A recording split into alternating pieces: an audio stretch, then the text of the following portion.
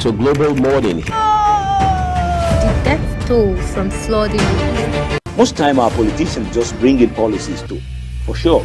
Incidentally, we have several more stories. The legislature was carefully crafted to 22.2% inflation rates as of April this year. What does that say about where we are as a country? I think Nigeria has resorted to being resilient. Before you call a police station, before they even leave, they'll take permission from I don't think there's really anything on ground to improve. the struggle with ASU strike. The Minister of Education volunteered and said, give me 2 weeks. It was a lie. The president never gave me any deadline.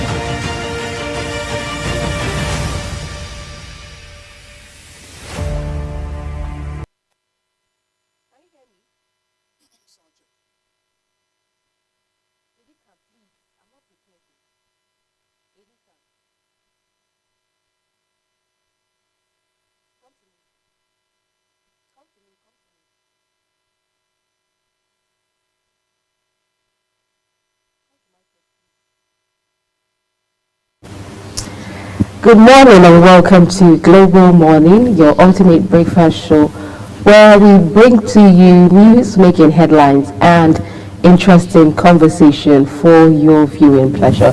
And of course, I do not do this alone. I have with me my colleague, Edikan Michael, in the house. Good morning, Edikan. Good morning, Queen. You look gorgeous, as always, maintaining the steez. Thank you, and you look dapper as well. Thank you so much. A lot of happenings in the country where you look at some development, respects to the economic, also projections about what it looks like in respect to taking Nigeria out of the current situations we are.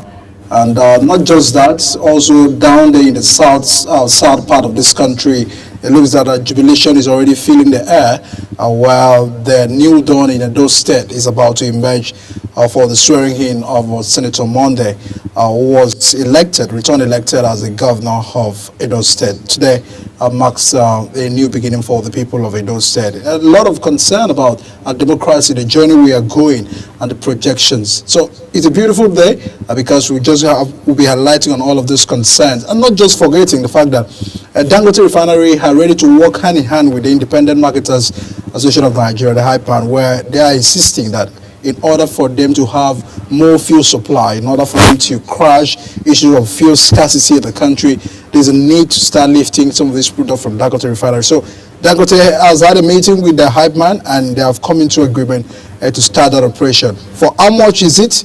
Is where the hopes of Nigerians is still getting hinged on. All of that is what the development so far in the country, and away from other issues where the president is still away from the country in participation in a summit.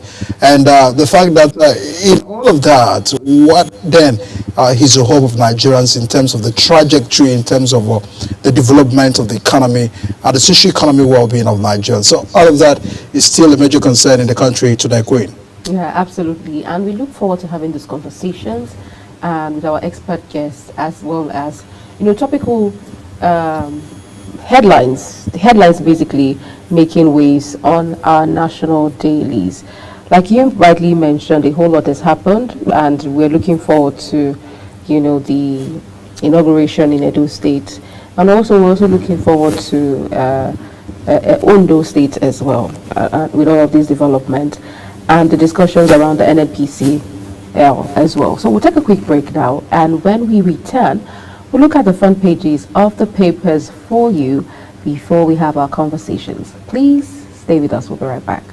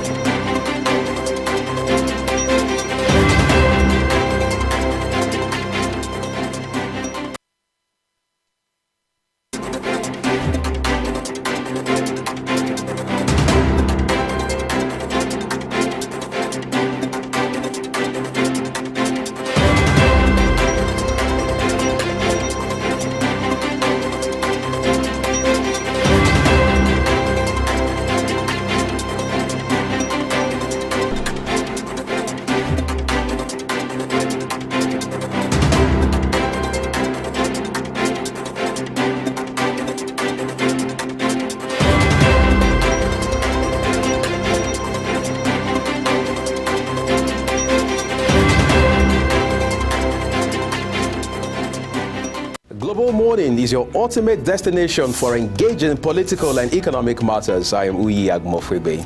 And don't forget to include social discussions. Tune in every weekdays from 7 a.m. to 10 a.m. I am Queen Agaba. For insightful breakfast ideas, business summaries, sports highlights, international and local news perspective, I am Anthony Momodu. Don't miss the in-depth analysis of current and political issues by the Global Morning team and experts. I am Jumai Manson. Catch Global Morning here on Global Television. Getting on the action. I am Edikan Michael. We are the Global Morning team.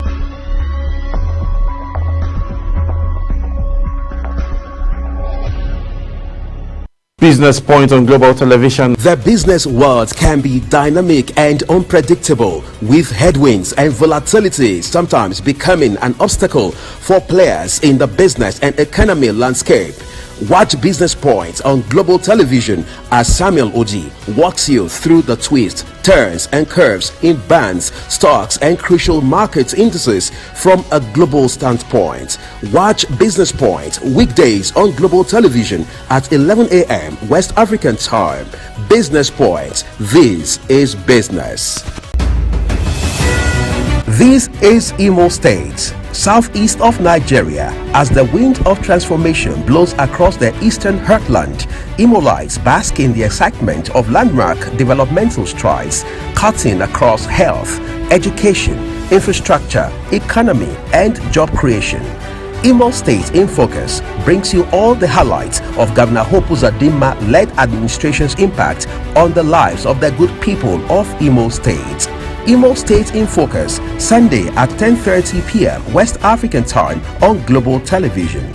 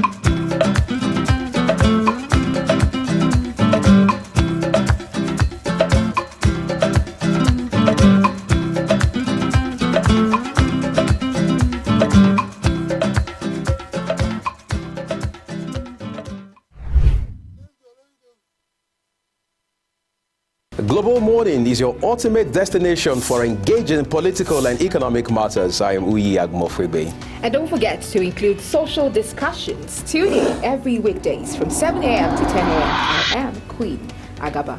For insightful breakfast ideas, business summaries, sports highlights, international and local news perspective, I am Anthony Momodu. Don't miss the in-depth analysis of current and political issues by the Global Morning team and experts. I am Jumai Manson. Catch Global Morning here on Global Television. Get in on the action. I am Edikan Michael. We are the Global Morning team.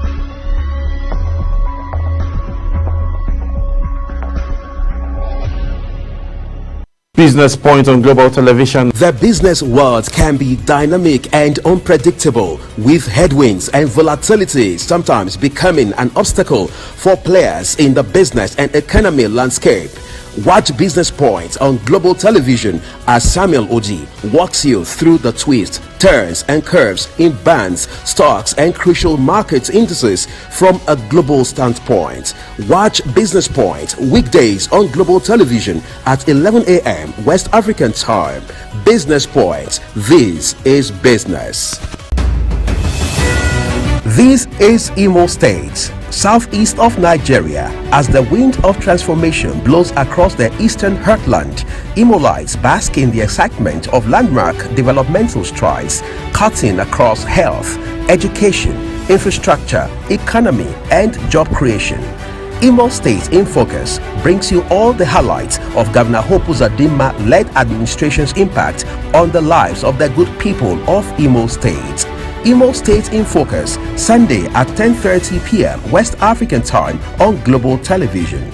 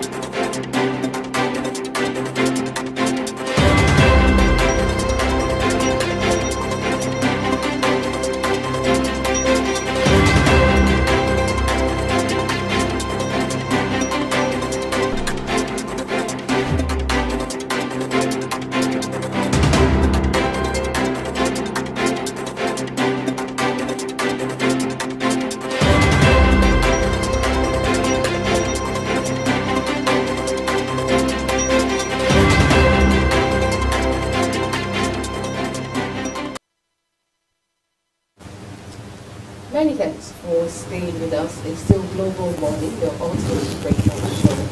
And it's time for us to bring the papers for you this morning. On the front page of the leadership is what we're starting with. The leadership leads the way this morning. Big story there says, Northern Democrats reject parliamentary system. Or we have experts. 6 regional front against Lakurawa. And then the writer there says, ask FG to adopt multi-dimensional approach to threat. Want intelligence gathering and sharing strengthened. Lukarawa, not a new terror group, according to Bulama. And then also we have manufacturers unsold inventory rises by 357.6%. to 1.24 trillion naira. And also we have, just above the nameplate of Febolo takes over Edo's as Okpebolo takes over as Edo governor today, and then you can redeem judiciary's image, CJN tells judges. Last stories here, we have late Chief of Army Staff Lagbaja for burial on Friday.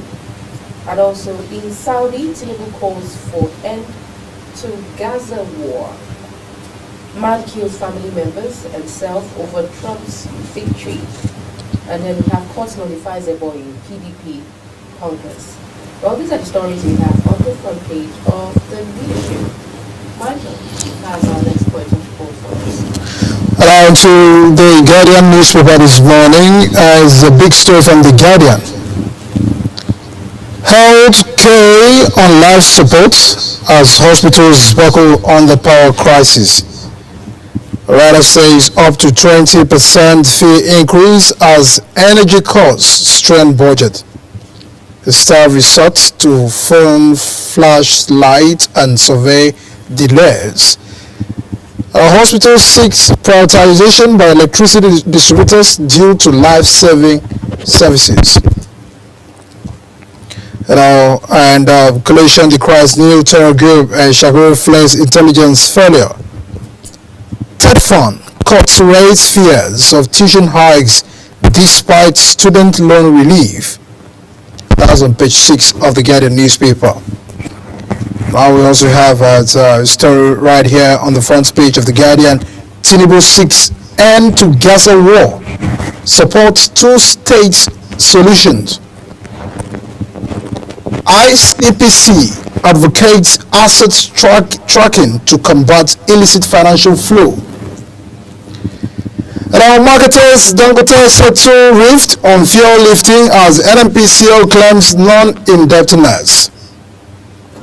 NDIC begins liquidation of defunct Heritage Bank assets.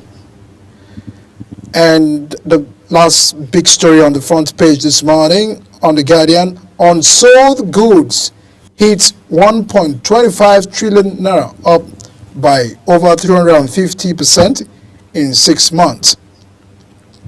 And that is still the outcry of the health care sector. The hospitals are spending over 60 million naira monthly on diesel transfer costs to patients, and all of that concern. The power crisis or the tariff hike has still been a major concern. That's the big stories on the front page of the Guardian this morning. Over to you, Queen. Well, let's look at other stories. We have the Daily Trust here now. Big story on the Daily Trust says, Saudi summit, Tinubu, Prince Salman and others demand end to Israel's aggression in Gaza. Call for two-state solution. Death toll in Palestine surpasses 43,000 and 16,765 children among victims. Over 100,000 wounded. Ondo governorship, right here, politicians woo voters with cash and food. Excuse me, please. We cannot continue to talk about this topic of politicians trying to woo voters, trying to buy votes with cash, with food items. I mean, these are essentials, these are basics that people are expected to have. So it's more like we have a system where the people whom these politicians are called to serve, are appointed to serve, are, denying the people what obviously they're supposed to have. Take, for instance, basic food, shelter, good jobs, good roads, access to healthcare services, access to essential amenities. And so a situation where these amenities are not before them, or they present these things that are supposedly basics because of elections, it just shows that there's a problem with our system. There's a problem somewhere, because ideally these are not the things that we should be. I mean, food. I mean, it's a very big problem because ideally that's the essence of government. And for instance, people look at what are the dividends of democracy. If we must begin to understand what democracy means, that is for the people.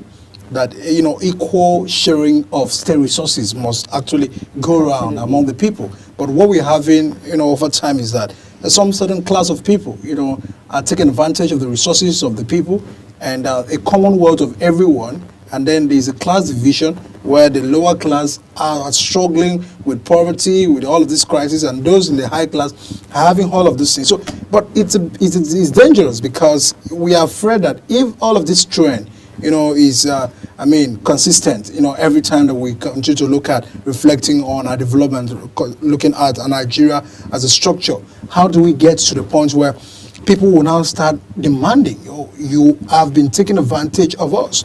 You've been annexing our wealth, our resources for your own personal aggrandizement and all of that.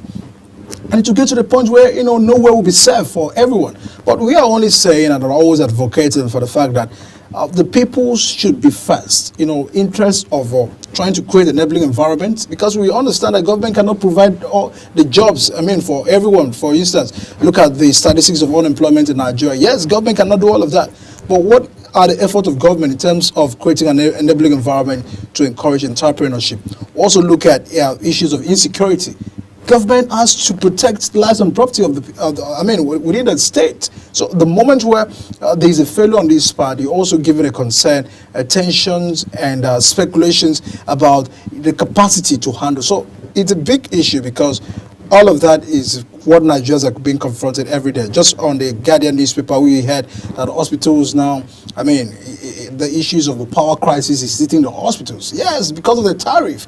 But do they give waivers to the hospitals? Because, we also understand that there are people in the critical conditions within the hospitals. So what are their lives? What are the assurances of the life of the people at the hospital? So it's still a major drive. So we need more to be done. We need more structural adjustment. We need more commitment by leaders and all those that are responsible in order to drive out the situations we are in the country. Absolutely. Rightly said. We need more. We expect more. We demand more. Now the question is, at what point and where do we now begin to, hold our leaders accountable? It's high time we hold them accountable. And the only way we can hold them accountable is by the power of our vote, which we are selling for food. It's just a sad situation that for little sum, peanuts, as little as 500 naira, 1,000 naira, people are selling their votes and selling their future. Wow. Who do we blame now? That's what poverty does. It weaponizes the people. I just recall the video that circulated a few weeks ago about the boat driver who was threatened by the member of House of Reps.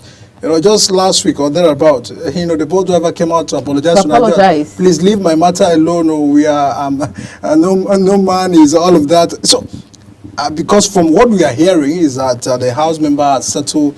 Him. We cannot really confirm how much was settled, but it looks that they have a gentleman agreement. But it is an issue because if when Nigerians were demanding, for justice for him, it was more than, the fact that what he did was wrong. It was trying to also pass a message that people shouldn't be treating, those are the lower class that were leaders should also be treating other people, responsibly. There should be a civic engagement in all of that. But, what poverty can do is that the young man came out the other day and said, I'm apologizing. So what are you apologizing? The question, what are you apologizing for? And so it makes us handicapped. It makes the people, because we are trying to fight for you. We're trying to fight for this young boatman, not just for him, but for the people, because this case represents the case of leadership and Nigerians here. We're talking about here. And we do not know how many people who are opportune to be in leadership position who are oppressing the people that they've been called to lead. And so it's a classic case of what we're talking about here, that we need to hold people accountable. And in our quest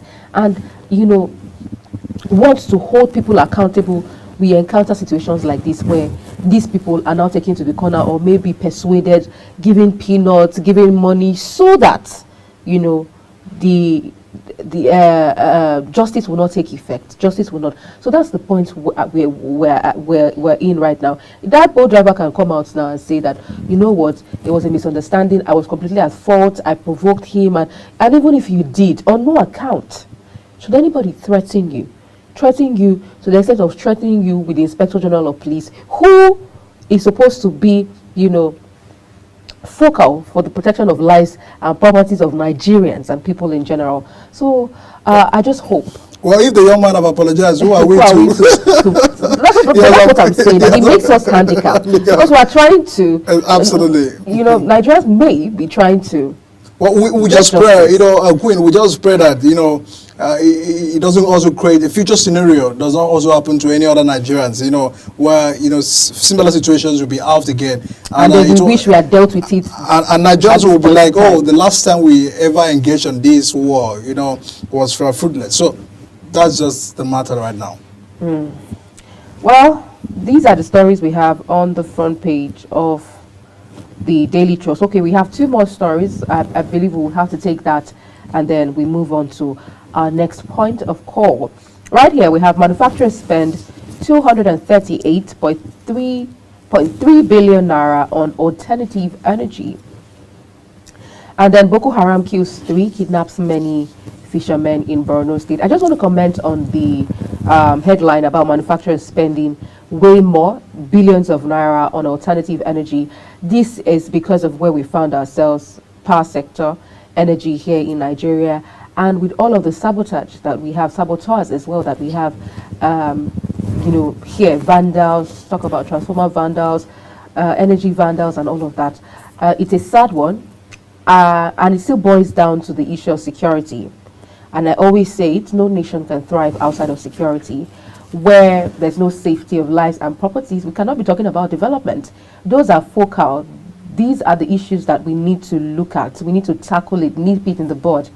Okay? If we don't do that, then, we'll continue to, may our efforts not be in futility, but it's going to be an exercise in futility if we do not tackle what is focal. First of all, security, safety. How do we go about ensuring that there's never a repeat of what we saw in the northeast, in the north, where we had total blackout for a period of time, and the incessant grid collapses that we've experienced in the last couple of days or months, this year in particular. So we need to fix it. That way, we would also be able to, talk about manufacturers and their prices as well, because if manufacturers are spending this much money on energy, you can imagine how that would tell on the prices of goods and services here in Nigeria. And we hope that security would be will be paramount for our leaders. Well, these are the stories we have on the front page of the Daily Trust. Michael Edikan has the Punch newspaper for us. And then on the front page of the Punch newspaper this morning, really big and coming in, and the big story right there really has it at Opobolo Monday. Opobolo sets to take oath of office. Then we also have a petrol pump price may drop as Dangote marketers sign deal. Rather says marketers begin loading at refinery. And NNPCL ends the 24 trillion naira annual fuel import and patronize Dangote. Tinubu, Sanwo-Olu, Abiodun, former governors, Lord Bakare at 70. Now the U.S. places $25,000 bounty on fleeing Nigerian on mother trial. I can find a story on page 4 and 5. Obaseki hands over to Popular today, pardons 10 inmates. A minimum wage earners exempt from the pay, that's from the tax panel. On the poll, parties perfect vote buying plans and candidates may step down. Our federal government spent 19 billion naira on presidential plans in 15 months. That's the special report on page 12, right there on the front page of the Punch newspaper. And that's a couple of reactions, but very much concerning to us is how much has been spent in respect to the presidential plans for over 19 billion naira maintenance, 19 billion naira in all of those checks within the presidential plans. They're still having a concern of, yes, because the other time we had one of the fleets, was bought new. And even when the spokesman to the president said, yes, because we needed one. We needed a new one because the cost of maintenance of the old ones was quite very high. But from all the reports we've also gathered, that over 19 billion naira, have been spent in respect to, the maintenance of the presidential plans. It still boils back to the concern of priority. how many plans do we have for, the presidency? Do we do the presidency also understands the implications of spending 19 billion naira? How about the priorities of sacrifices where Nigerians have been told to make?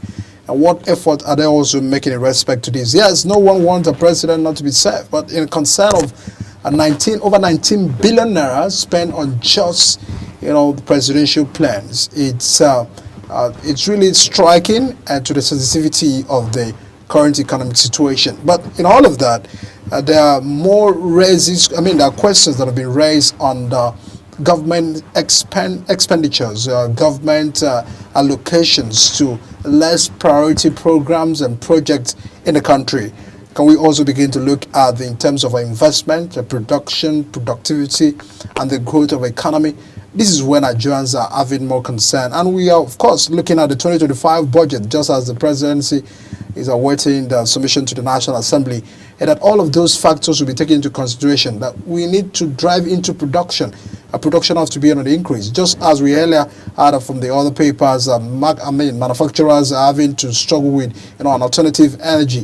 What happens? How do we begin to drive the fact that yes, we need production, but the power we have, one, is not sustainable, two, its cost is not cheap and not affordable, and that is driving a whole lot of manufacturers and even entrepreneurs into the worst stages of production. So it needs more robust engagement and stakeholders' concern that must be taken into consideration. So that's it on the front page of the Punch.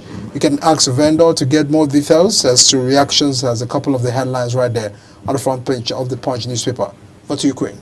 Well, let's look at the Guardian newspaper now. Have we looked at the Guardian this morning? I don't think so. We've looked at the Guardian this morning. Yeah. Okay, let's look at the Nation now. The Nation newspaper. Big story here says, Disco risk federal government agencies sanctions over meters change. Well, the writer there says, stay action, FCCPC, NEC insist. Consumers should not pay for replaced meters. Above the nameplates, we have Consumer Credit Corp targets 400,000 in June. And also Dangote Refinery, Ipman strike deal on petrol lifting. Says export depot price not decided. And we also have ICPC chair, why asset recovery is important for Africa. Troops intensify onslaught against terror group Lukarawa. And lastly, on the Nation, we have Court of Appeal consolidates cases on Rivers crisis. Panel begins sitting on Thursday. Well, these are the stories on the Nation newspaper. Not too many stories. We also have the Nigerian News Direct for you this morning. Yeah, just before we get to the Nigerian News Direct, on what the front page of the Nation does really, we had discourse with the federal government, sanctions on meter charge. Queen, issues of power is still a very big concern, and the distributors, in respect to discourse, we probably Nigerians are having a concern about. Yes, they've created banding for band A, band B, and all of that, but it looks that there's an increase, every time on a tariff. We are not static. If we buy this unit today, it looks that the next day you are having to pay more and all of that. So there's a concern on our government, searchlight, the regulators, federal consumer protection to put their searchlight on what the distributors are doing, so that they will be taking advantage of the situations. Already Nigerians are having a concern about the economic hardship. They're having a concern about, how things can get better. But it looks that there are also rooms for people to take advantage of Nigerians. So this is also a time, because it's not consistent, and we do not know if these are the regulations and instructions given by government. There should be a proper searchlight on what these schools are distributing, the metering, and all of those concern about the power sector, which will definitely get things, better in respect to the power crisis we are having in the country. On the front page of the Nigerian News Direct this morning, just on the big stories, Edo Okpebholo to be sworn in today as transition committee probes over 410 billion naira debt. And our writer says recommends review of MOU for newly commissioned Stella Obasanjo Hospital. That's on page 3. You know, a big transition story, a transition moment for the people of Edo.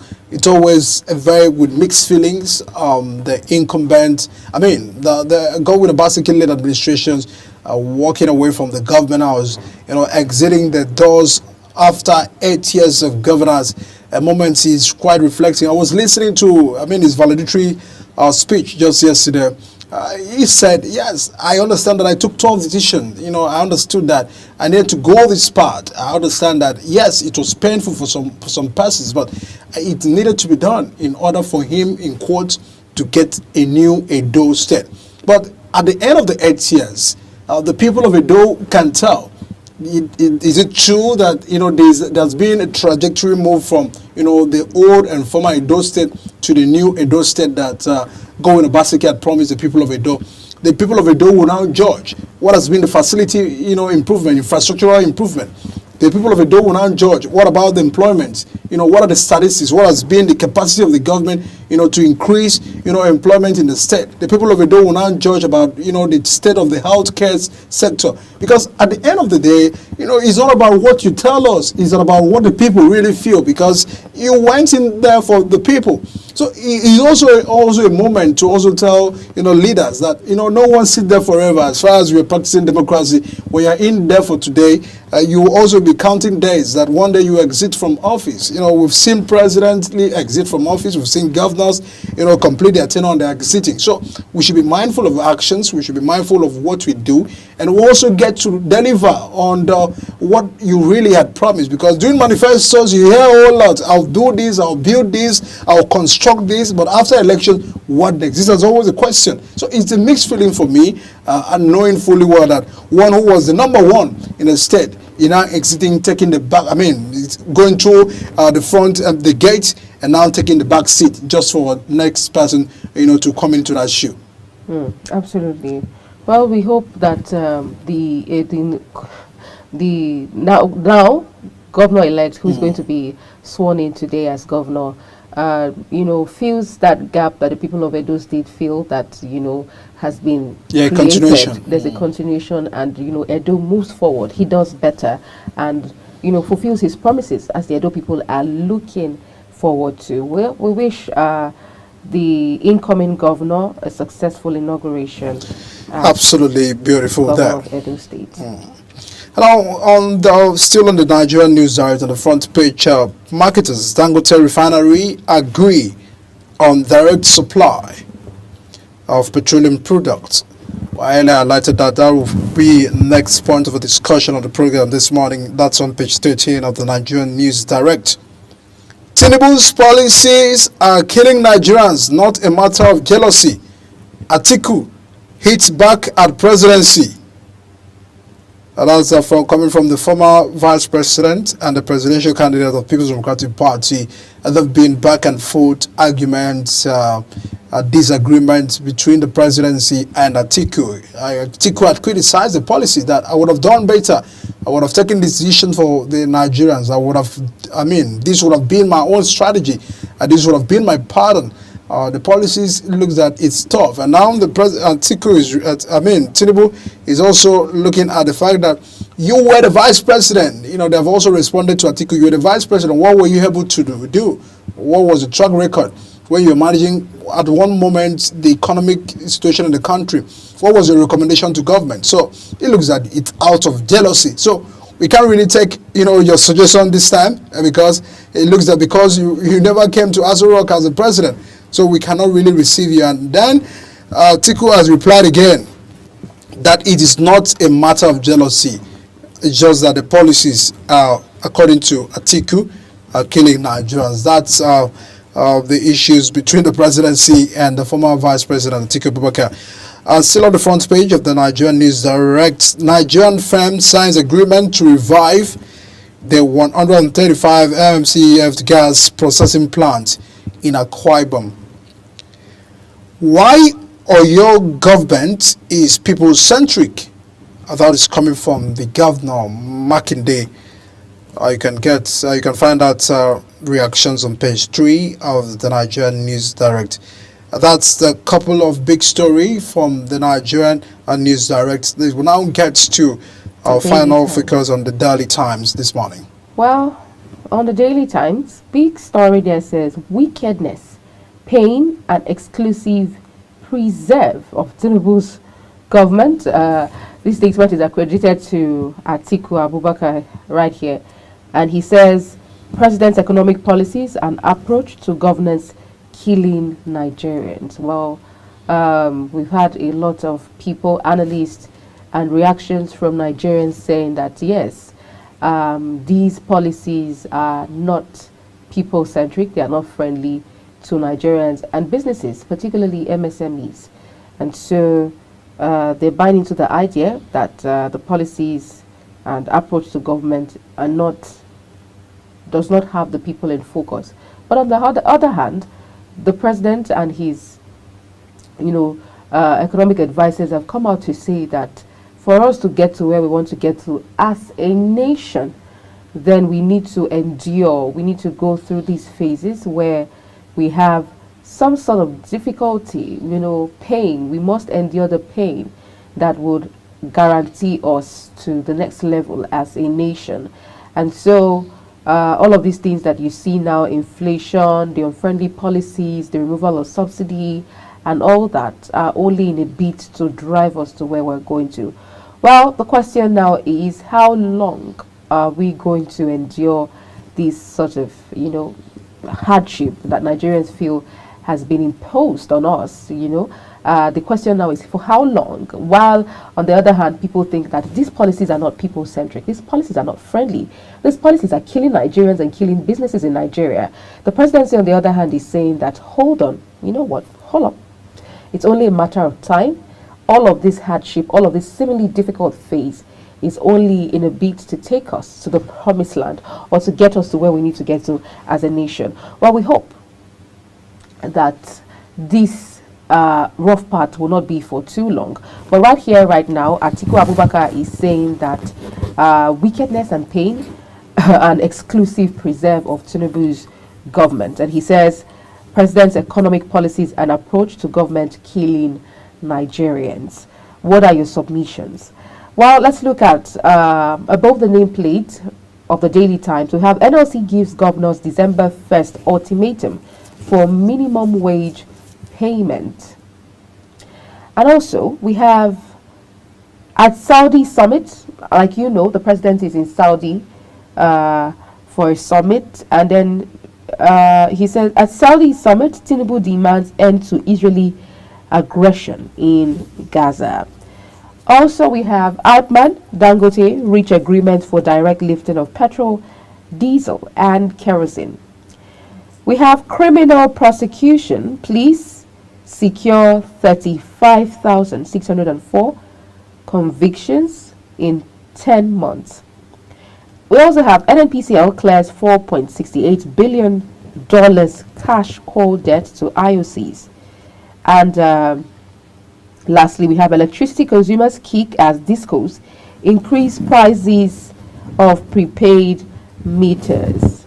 So while we have a whole lot of refurbishing as regards electricity, energy basically in Nigeria, and the segregations that we have, band A, band B, band C, and all of that, while for some band A members they'll tell you that we have constant light, but then again our pocket is is paying heavily for it.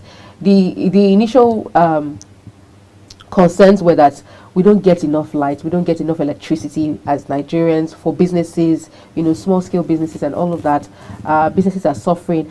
And now we have been put into bands, various bands. I particularly am in the band A, I get constant electricity, but I must tell the you increase of the prepaid meter is something else. So we're looking for a way whereby we can get electricity, but we do not have to, sweat, to pay for this electricity. We've had situations where people come out and say, you know what, remove me from band A.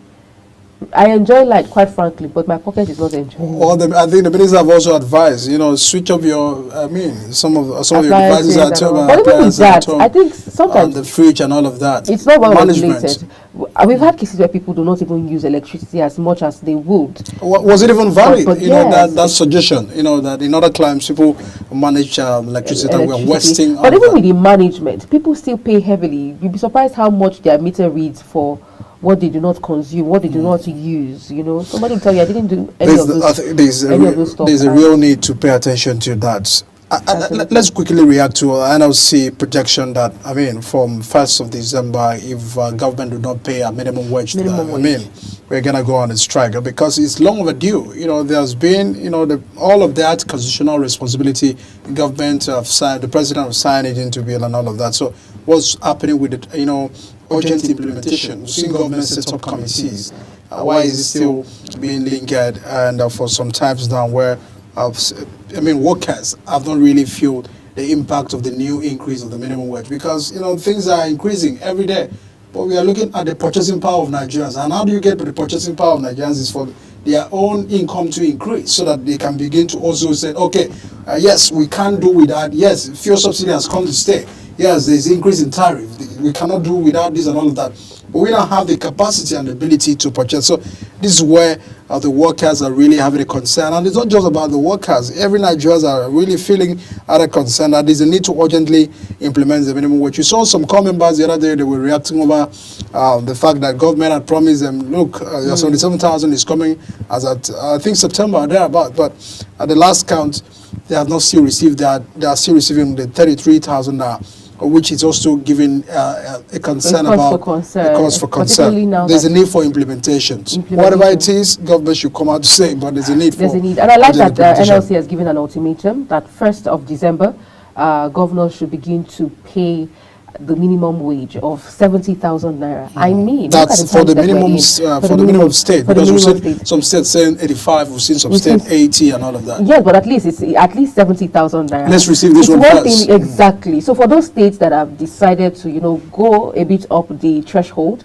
we applaud you. But it's one thing to say, it's another thing to put it into action, to implement it. So we don't just want to hear that so and so states are giving 80,000 naira and then they get this 80,000 naira in 3 months. There's no consistency. Once in 3 months, that's not fair on people who have put out their life basically to work for the state. So we expect that a worker would be paid as at when due, and we expect that this minimum wage is implemented, considering the times that we are in, considering how expensive, how difficult the surging prices of essentials, food items, basics. So we expect to see this implementation, and particularly for core members. You know what it is like to leave your state. Those core members who do not even have the privilege of serving where they schooled or serving where they're familiar with, they're outside. They're out in another place, in another city, trying to make ends meet, trying to acclimatize. So there's nothing as good as while you're trying to acclimatize,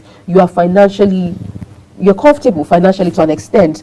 We know that with where we are now and the times that we are now, 70,000 naira would not do so much, but at least it's better than the 33,000 naira for core members. So we expect that the new minimum wage be implemented, and I'm completely in support of the ultimatum by NLC, and we look forward to it. It's really long overdue. Well, that's how much we can take now on the front page of our newspaper review this morning. We'll take a quick break now, and when we return, we'll bring you the global AM news. After that, we'll be right here for topical discussions of national interest. Please stay with us.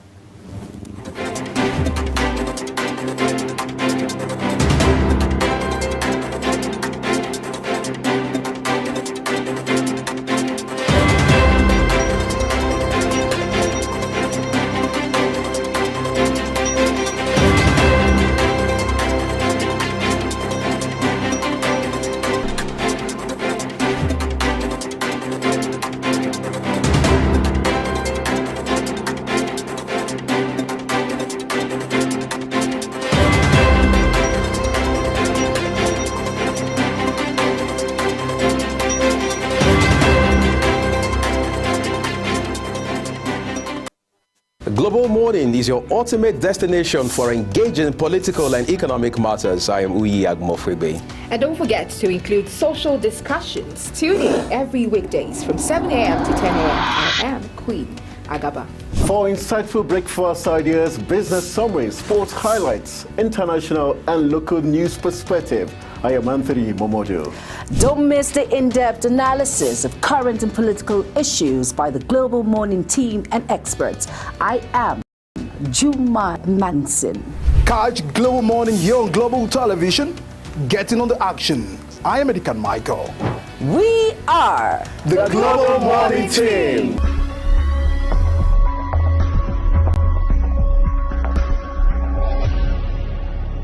Business Point on Global Television. The business world can be dynamic and unpredictable, with headwinds and volatility sometimes becoming an obstacle for players in the business and economy landscape. Watch Business Point on Global Television as Samuel Oji walks you through the twists, turns and curves in bands, stocks and crucial market indices from a global standpoint. Watch Business Point weekdays on Global Television at 11 a.m. West African time. Business Point. This is business. This is Imo State, southeast of Nigeria. As the wind of transformation blows across the eastern heartland, Imolites bask in the excitement of landmark developmental strides, cutting across health, education, infrastructure, economy, and job creation. Imo State in Focus brings you all the highlights of Governor Hope Uzodinma-led administration's impact on the lives of the good people of Imo State. Imo State in Focus, Sunday at 10:30 p.m. West African time on Global Television.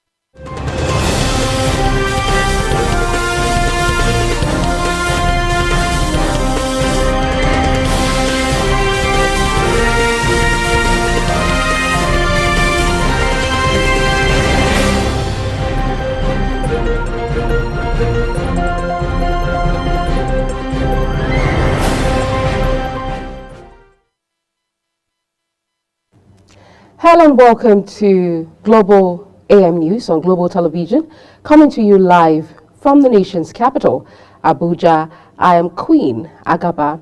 A quick reminder that Global Television is on DSTV channel 365 and free to air on Nigecomsat.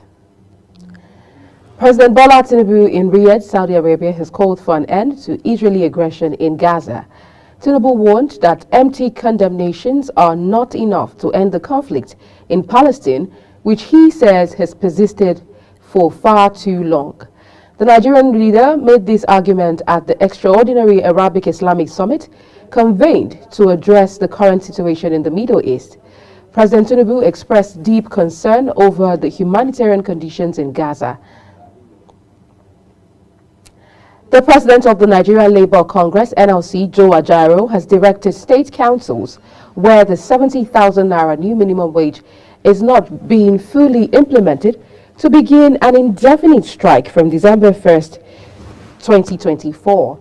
NLC president stated this in a communique at the end of its National Executive Council meeting in Port Harcourt, Rivers State, warning that it would not accept a situation where Rivers State workers are made victims of the ongoing political crisis in the state by withholding funds meant for payment of workers' salaries and other benefits.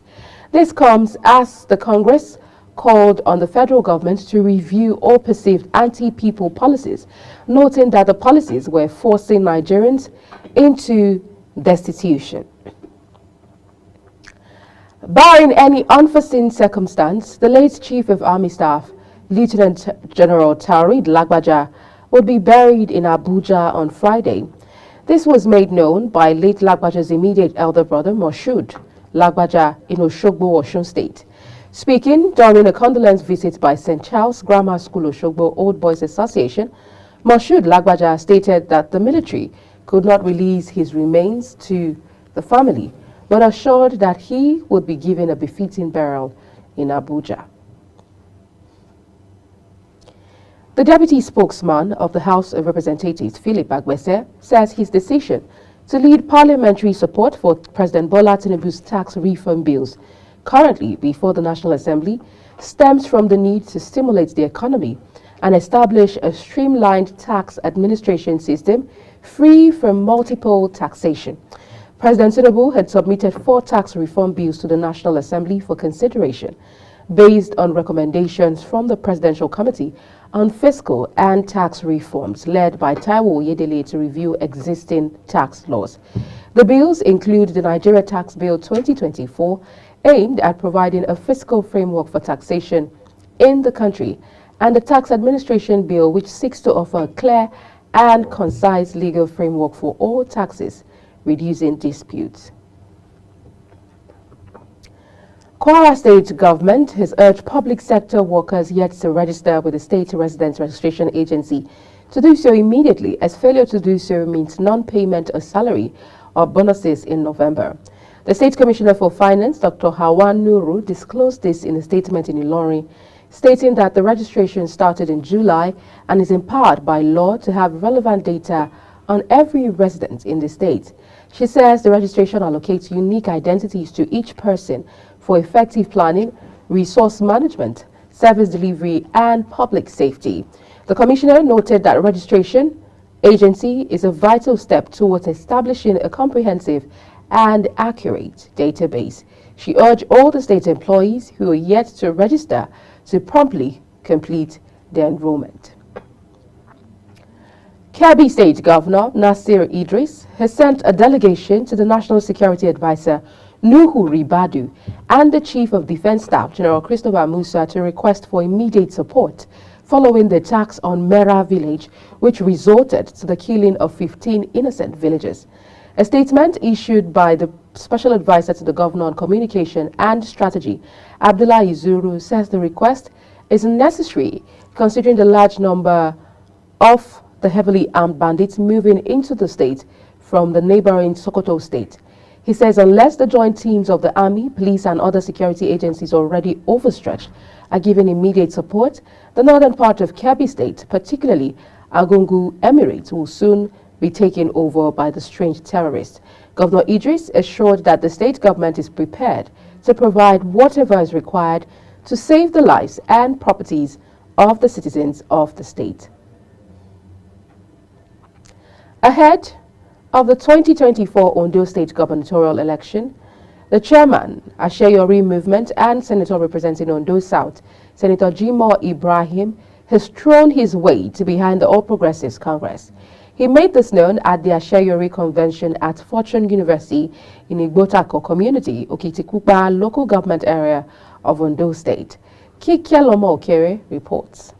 It was like a carnival at the University of Fortune, Igbotako, as billionaire business mogul and senator representing Ondo South Senatorial District, Senator Jimoh Ibrahim, leading over 500,000 Asheyori movement to All Progressive Congress. Jimoh Ibrahim urged residents of Igbotako community in Okitipupa local government area to shun violence and come out en masse to vote for All Progressive Congress on November 16 governorship election. Asheyori movement is an arm of APC, which I set up. And when I contested last time, I got 111,665 votes. That's a lot of votes. Now our membership are 520,000 across the state. And that's very significant to any political party that want to win the election. APC is our party. And no matter the political differences, we have to make sure that APC wins the election. And the national chairman has been on our neck. And we are happy that he came all the way from Abuja. That underscored the significance of Asheyori, and I can assure you next week we will vote massively for APC. Many people have described you as a good philanthropist. What is the motivation? The chairman, All Progressive Congress, Abdullahi Ganduje, says the convention is to motivate and encourage Asheyori members as well as appeal to them to come out en masse to exercise their franchise on the 16th of November. He applauds Senator Jimoh Ibrahim for laying a solid foundation in empowerment, infrastructure, among others, for the progress of the state. I'm so happy to see this crowd. This crowd is intimidating. In fact, the quality of the crowd is also intimidating. The enthusiasm, the alertness, the preparedness for the coming election on the 16th November 2024, we are convinced you are ready for the election. Ondo State Governor Lucky Aiyedatiwa, who was also represented by his deputy Olaide Adelami, praised Senator Jimoh Ibrahim for bringing development to the community. He also pleaded with the residents to vote for APC for transformative regime. When I got to this place, I was marveled when I saw the level of infrastructure that has been planted and placed there. It's a common saying that whoever brings education brings light. He has brought light to... However, a 1-minute silence was observed in honor of the late former governor Akeredolu Olarotimi. From Akure, Kikialomo Okere, Global Television News. In a related development, the Independent National Electoral Commission, INEC, has disclosed that the Central Bank of Nigeria has received sensitive materials for the Ondo State governorship election. The materials arrived at Akure, the state capital, and were conveyed by the Nigerian Air Force. INEC disclosed this via its official Twitter handle, stating that sensitive materials for the Ondo State governorship election scheduled for Saturday, 16th November 2024 arrived the state capital and received by officials of the Central Bank of Nigeria. The Transmission Company of Nigeria, TCN, has expressed deep concerns over the rising cases of vandalism targeting transmission lines and towers. TCN's General Manager, Public Affairs, Mrs. Ndidimba, made this known in a statement while reacting to the early Saturday destruction of the 330 kV Lokoja Gwagwalada transmission line. She warned that this trend is severely disrupting the nation's power grid and infrastructure, adding that 2 spans of aluminium conductors from the line were stolen. with efforts underway to replace them. TCN revealed further that while it's still supplying bulk power through Line 2, efforts are underway to source replacement aluminium conductors for the 2 spans stolen from Line 1. Edo State Governor-elect Senator Monday Okpebolo has appointed Fred Itwa as the Chief Press Secretary of the incoming administration. Itwa's appointment was announced in Abuja by the Governor-elect's media team. This is Okpebolo's first appointment ahead of his inauguration and the official handover of power by the outgoing administration of Governor Godwin Obaseki, scheduled for Tuesday.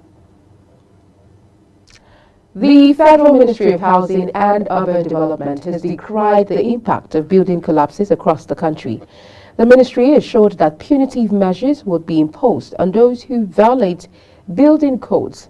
Bala made this disclosure in Gombe at the opening of the 5-day 13th meeting of the National Council on Lands, Housing and Urban Development.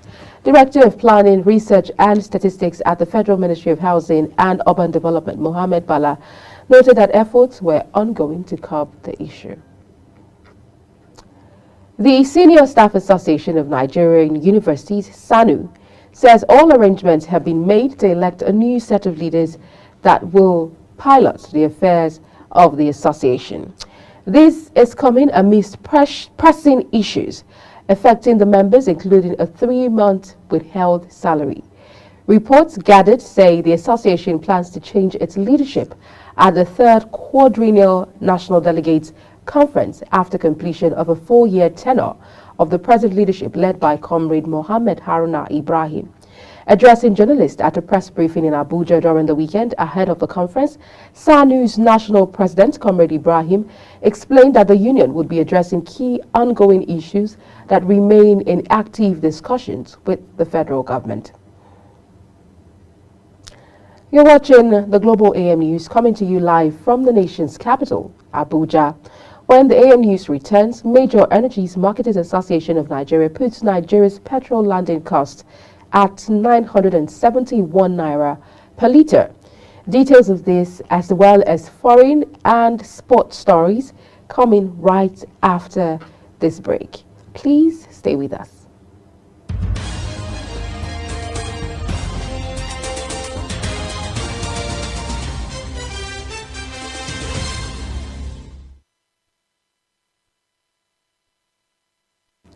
Many thanks for staying with us. If you've just joined us, this is Global Television bringing you live broadcast of the AM News. In business, after weeks of protracted negotiations, the Independent Petroleum Marketers Association of Nigeria, IPMAN, has announced that it has reached an agreement with Dangote Refinery for its members to directly lift petrol from the facility. IPMAN's national president, Abubakar Shatima, told journalists in Abuja that the agreement also covers the direct lifting of automotive gas, oil and kerosene. Shatima called on marketers to support the refinery, emphasizing that such support would help boost Nigeria's economy. Oil marketers, including some IPMAN members, had previously insisted on importing petrol to compete with products produced by Dangote Refinery. The federal government has called on local and international investors to tap into the country's sugar market, estimated at $2 billion. Executive Secretary and Chief Executive Officer of the National Sugar Development Council, NSDC, Kamara Bakri, noted that Nigeria's annual sugar consumption is between 1.4 to 1.6 million metric tons. Bakri says that the council is embarking on the investment drive with the aim of significantly reducing Nigeria's dependence on Brazil, from where it currently imports approximately 96% of its sugar needs. According to him, the Nigerian sugar market, valued at an estimated $2 billion, presents a profitable venture for investors due to the strong growing demand for domestic production, adding that the local production becomes even more advantageous amid currency fluctuations that make imports costly. Data from the Central Bank of Nigeria shows that currency in circulation has reached an all-time high of 4.3 trillion naira as of August 2024. This is just as currency outside the banks is racing neck to neck with the currency in circulation, growing from 3.86 trillion naira in August to 4.2 trillion naira in September.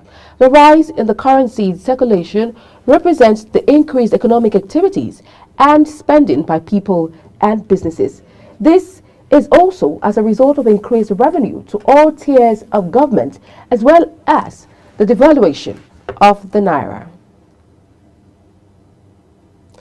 The Major Energies Marketers Association of Nigeria has put landing cost of petroleum premium motor spirit PMS, also known as petrol, at 971 naira per litre. The association said the estimated Nigeria's landing cost of petrol dropped by 20.34% to 971.57 naira per litre over the past 3 months. Despite the reduction, the retail price of petrol increased by 443 or 71.79% from 617 naira per litre on August 1st, 2024 to 1,060 naira per litre by November 8, 2024.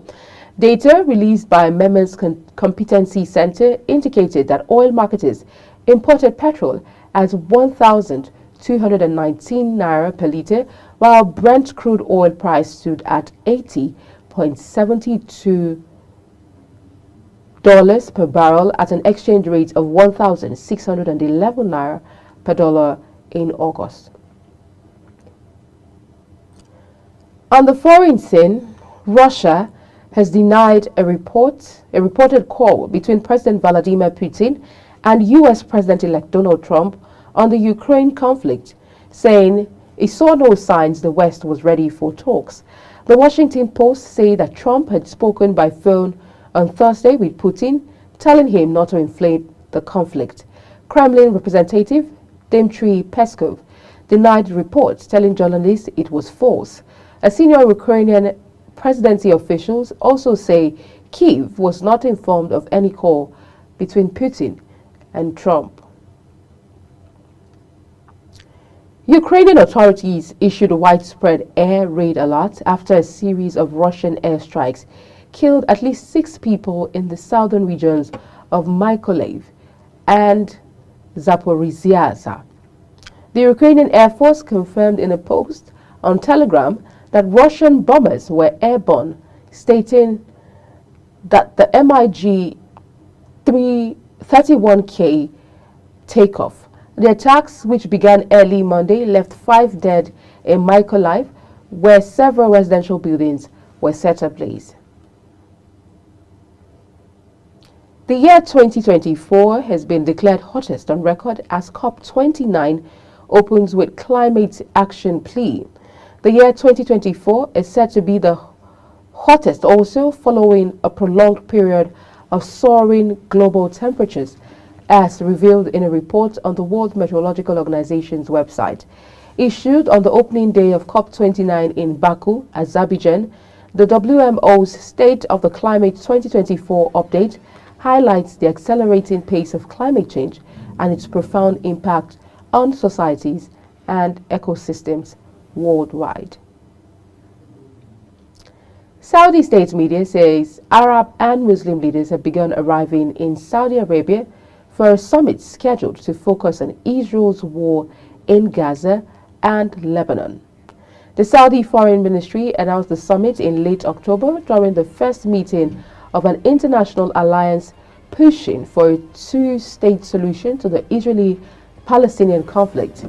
Official Saudi press agencies say attendees will discuss the continued Israeli aggression on the Palestinian territories and the Lebanese Republic, as well as the current developments in the region. It comes 1 year after a similar gathering in Riyadh at the Cairo-based Arab League and the Jeddah-based Organization of Islamic Cooperation, OIC, during which leaders condemned Israeli forces' actions in Gaza as barbaric.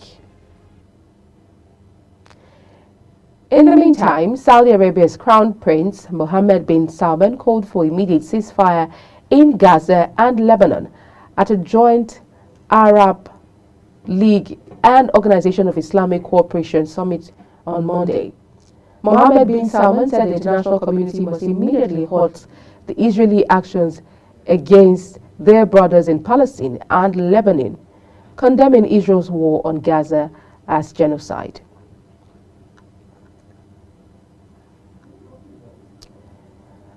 Russian President Vladimir Putin has offered what he called total support for Africa, including the struggle against terrorism and extremism. The speech was read out at a summit in the Black Sea resort of Sochi by Russian Foreign Minister Sergei Lavrov to his African counterparts. Several African governments have cut ties with traditional Western allies and are looking to Moscow for help in tackling frequent attacks by jihadists. During the summit, Burkina Faso's Foreign Minister Karamoko Jean-Marie Traoré said Russia was a more suitable international partner than the former colonial power, France. In sports, Anthony Davis and LeBron James starred as the Los Angeles Lakers rallied to claim a 123-103 victory over the visiting Toronto Raptors. Davis scored 22 points in 26 minutes before leaving the game with an eye injury in the third quarter as he tried to block a shot by the Raptors' Jakob Poeltl. The 31-year-old sustained a number of eye injuries last season, suffering a corneal abrasion in March against the Golden State Warriors before being hit again in the left eye in April against the Minnesota Timberwolves. James added 19 points, 16 assists and 10 rebounds for his second consecutive triple-double, with the 39-year-old becoming the oldest player in NBA history to achieve the feat. It was his third triple-double of the season and the 115th of his career.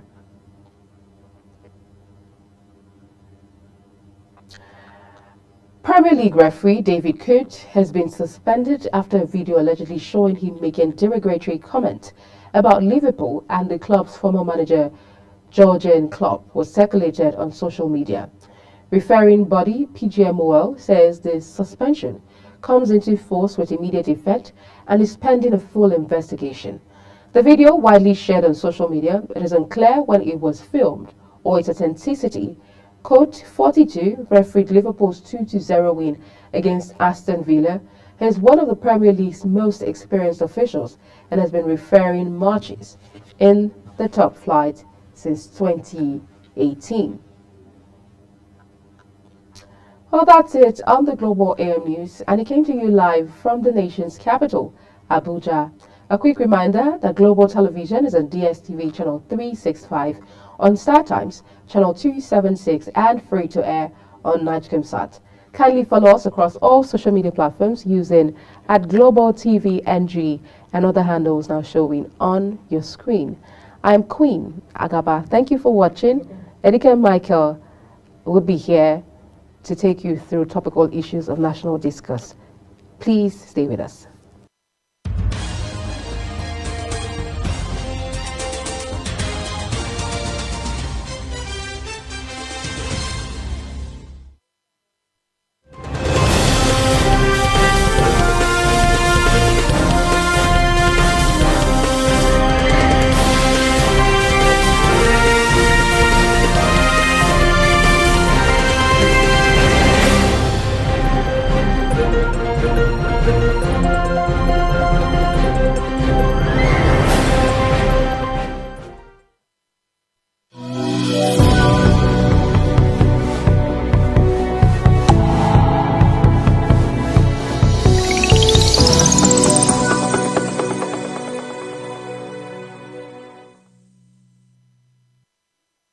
Global Morning is your ultimate destination for engaging political and economic matters. I am Uyi Agmofwebe.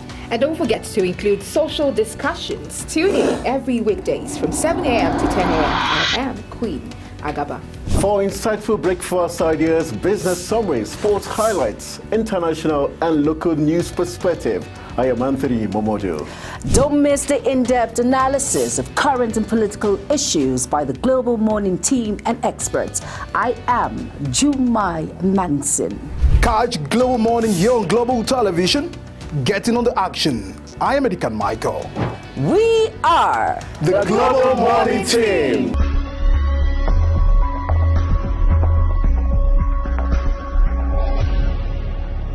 Business Point on Global Television. The business world can be dynamic and unpredictable, with headwinds and volatility sometimes becoming an obstacle for players in the business and economy landscape.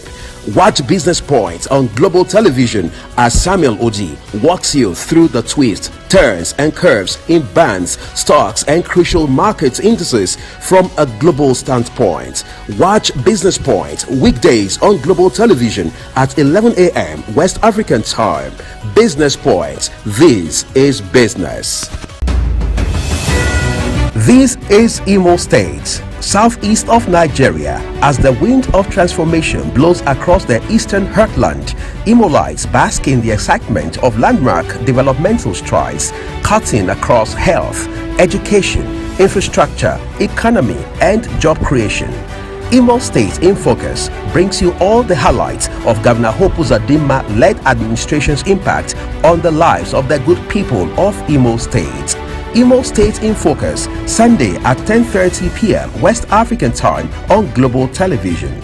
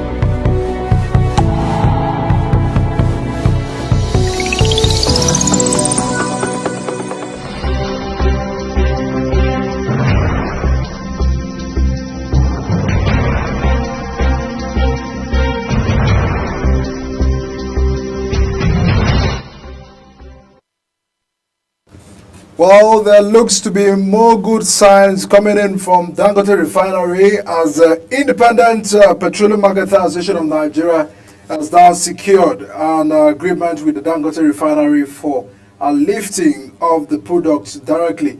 This is just coming as they have reached an agreement within the weeks, and there have been a lot of concerned talks between Dangote Refinery and the Independent Marketers Association of Nigeria. All of that is to secure how they can make petrol supply easy, and which ultimately may be also a crash on the price. Recall that there have been the issues between Dangote Refinery and the marketers, the independent marketers, which there have been several appeals by stakeholders to support the Dangote Refinery to strengthen the economic growth in the country.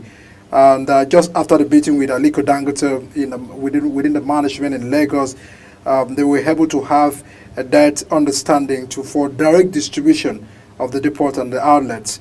My members are now relying on Dangote Refinery directly, not really from the role of the NNPC's middleman, which was thwarting the transaction between Dangote Refinery and the IPMAN.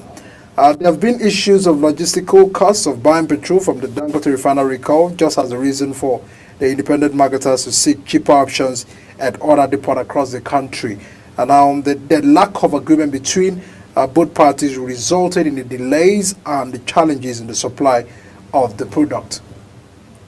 All of that has been a concern. And joining us this morning for a review and the concerns and interactions on this development and what it means for production and what it means for supply, the product supply, is Dr. Oke Ezeogu. He's a public affairs analyst and a legal practitioner. Thanks so much, Doctor, for joining us this morning. Thank you for having me. Yes, a lot of concerns when you look at the Dangote Refinery. And now let's begin with the fact that for some months now, when many Nigerians were expecting good times for Dangote Refinery, it looks that there have been, a flip side of the case.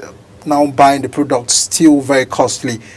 Those that are imagining, should we have a local refinery like Dangote and still have to buy that product? I'm not impressed by the whole brouhaha about agreement. I mean, that's what we were hearing yesterday, agreement between IPMAN and Dangote and all of that. And it was just like, hey, we are on a Christmas festival mood because there was an agreement. What is an agreement about buying and selling in a free market economy?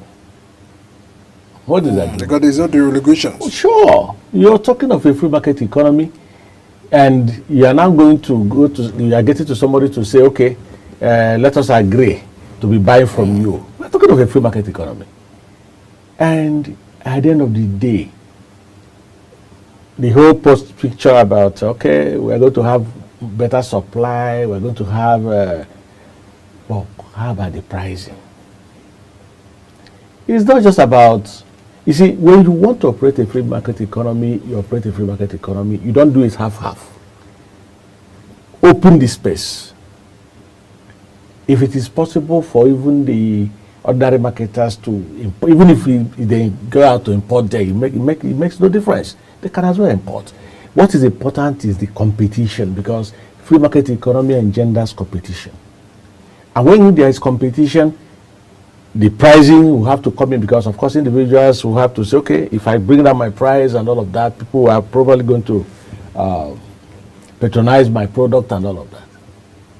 What I want to say without missing was that it does appear Dangote is so much afraid of competition. I'm sorry to say this.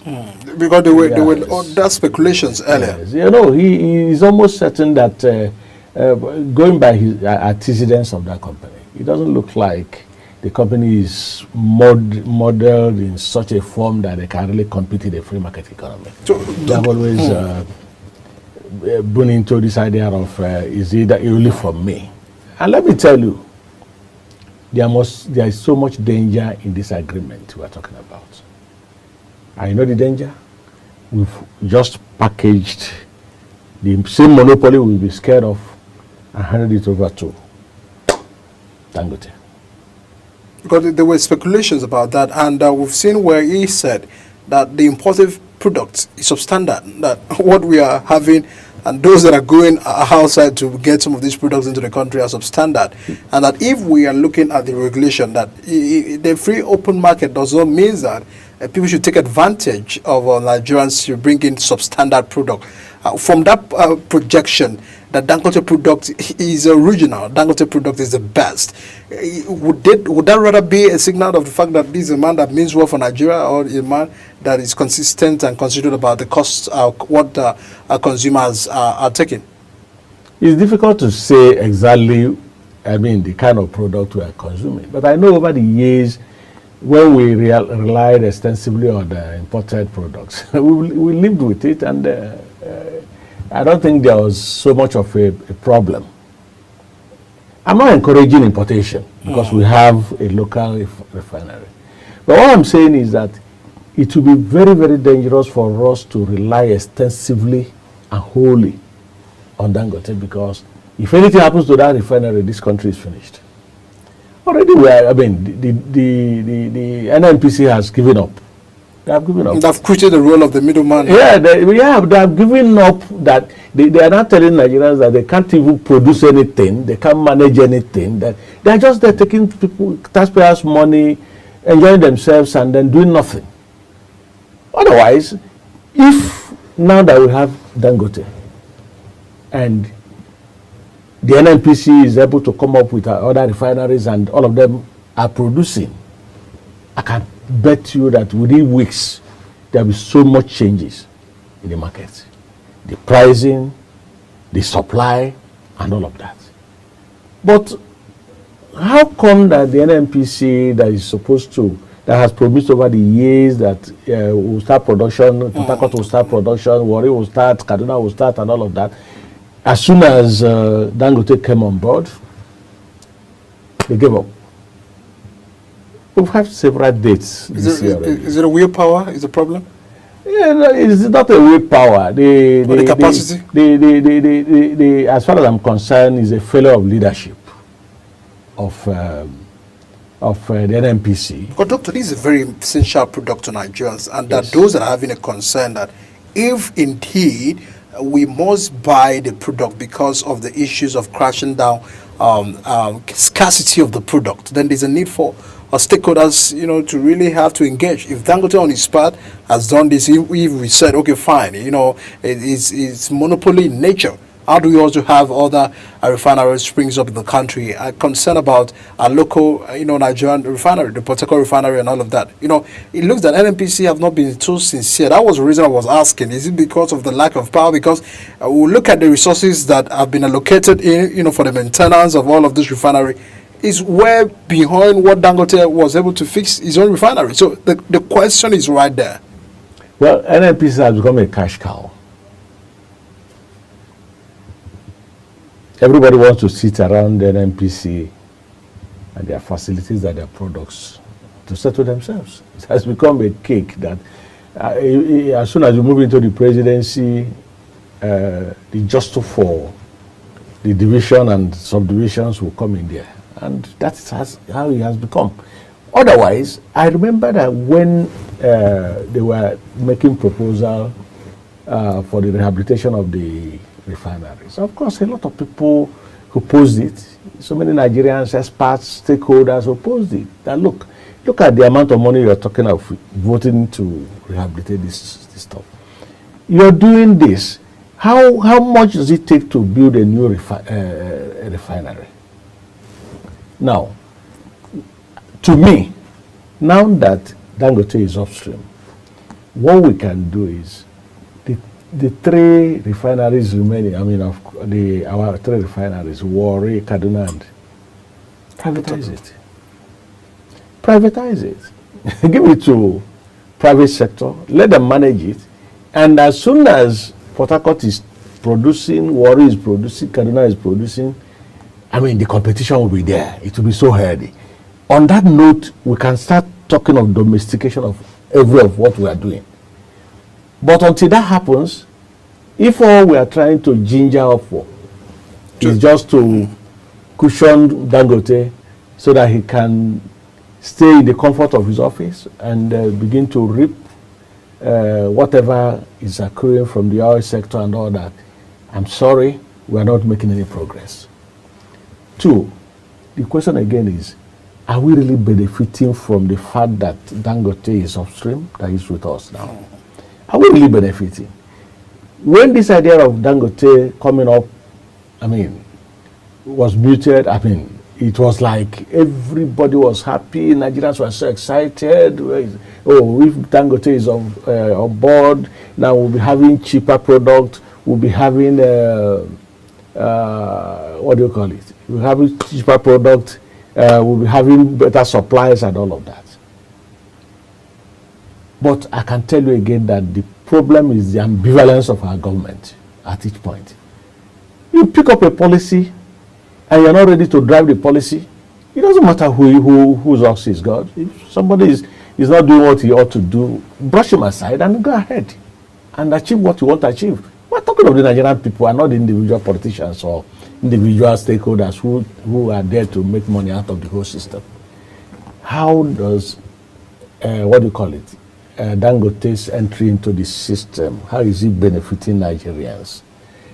How will this agreement entered into between Ipman and Dangote, how will it benefit Nigerians? How? Because the pricing will remain where Dangote Group wants it to be. I don't know what I understand me. The price will remain where so Ipman wants to make profit out of the transactions. Of course, they want to make profit. Dangote also wants to make profit. Wants to make profit. Yes. Now, you will expect at those costs. That's exactly what we are saying. Because if the price is not going down maximally, they have projected 960 naira for. I think that's for trucks. But what we are having at the filling stations is still at the 1,000. And that those that are having a concern that it looks that is the Ipman or like the independent marketers are the causes of this increase. Well, the problem started from the NNPC itself. NNPC wanted to build the bridge from the onset and did not allow the whole system of free market economy to play out. If from the beginning, Ipman and whoever cared for had the access to Dangote to buy, I mean, you go there, I want to buy diesel, how much are you selling? And they sell to you. Why must anybody anywhere be the bridge between the middleman and that's why, and as soon as the middleman is entrenched, is entrenched there, what do you see? The middleman who makes money. But are you not afraid? Because because NNPC were trying to protect that those that have a feeling that why NNPC was still lingering around in all of that was because of protecting the interests of Nigerians. If Dangote that wants to make profit, Ipman that wants to make profit, who is there for Nigeria? Who is mediating that within that? That's the question I asked too. I said I wondered how whatever they are doing, the rigmarole, how is it profiting Nigerians? Because that's what Nigerians want to see. Yeah, that's what they want to see. All of these agreement or no agreement is bullshit. There's nothing in the agreement. I've not seen the details. But I know that typical of us, there will be booby traps here and there. Two business people, group of business people. Oh yeah, two business groups on a conference table design how they will survive at the expense of the rest of Nigerians. Period.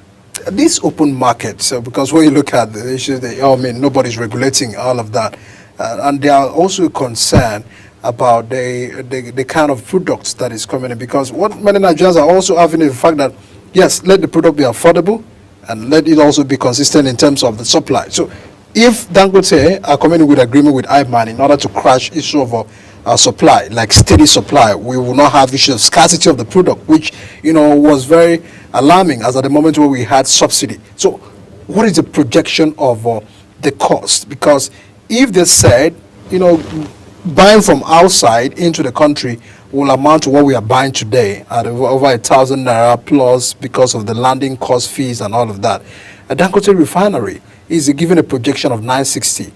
Should NNPC come in within that role, to look at the prices of the landing costs of what Dangote is really selling out to Ipman? Because if nothing is being done, it means that the open market means that anyone could bring in products, sell at 1,500, sell at 1,300, and it is at the detriment of Nigerians.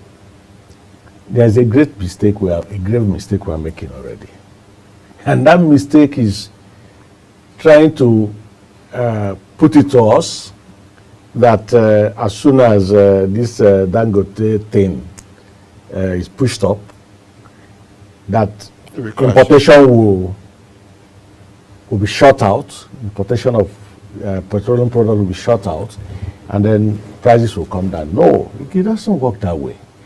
Check out US, check out all developed economies in the world, including the countries that produce these petroleum products. They still import products. They still import. You can check out, there's no country, most of the countries I know, including Saudi Arabia, with all the things they do, their production, quantum of production of petroleum products and all of that, they still import. So what I'm trying to say is, let our government have the political will to allow free market economy, which they have now designed, because they say free market economy, the naira is floating, everything should be floated and all of that. So let the supply chain be floated too. In which case, IPMAN members or whoever cares and who has the capacity to import can as well import, as long as the person meets the minimum standard. I mean, in terms of quality and the rest. Dangote is afraid of importation. Why is he afraid of importation? And, before he came on board, over the years, we have lived with it. So what has Because changed? he's saying that his commitment is being rooted on national interest, that for our economy to grow, that's the way to go. Until there is Why a those question. other people that want importation on the grounds of the regulations are after, exploiting Nigerians and all of until that? there is a cross-check. Until his argument against others in terms of product quality and the rest of them, until they are weighed on a scale, he cannot categorically stay there and say his own is better than any other person. Because, like I said, over the years, we've lived with it. We've been importing all these years. So is it just now that he came aboard that every other product that has been coming into this country has become, less of a quality and all of that? Would Nigeria prefer quality than affordability? We will prefer quality. But like I said, let it not turn to be a blackmail. Let it not turn to be a blackmail. Because, of course, we have scientists there all over the place. We have petroleum engineers and the rest of them, those who are in a position to really weigh this on a scale and begin to tell us exactly what the positions We have are. even a regulator. We have a regulator. So what I'm saying is, until we begin to hear from these sectors, it will be difficult for Dangote to stay there and say my own is better than every other person. Of course, that's what it ought to be. Even if his own is better than every other person, concern on what we are importing, should we also be allowed open for anybody to import any kind of product into the country? What is the essence of the regulatory authorities? Somebody don't just wake up and go to any country and say, okay, I want to buy product and I want to ship it to Nigeria. No, it doesn't happen that way.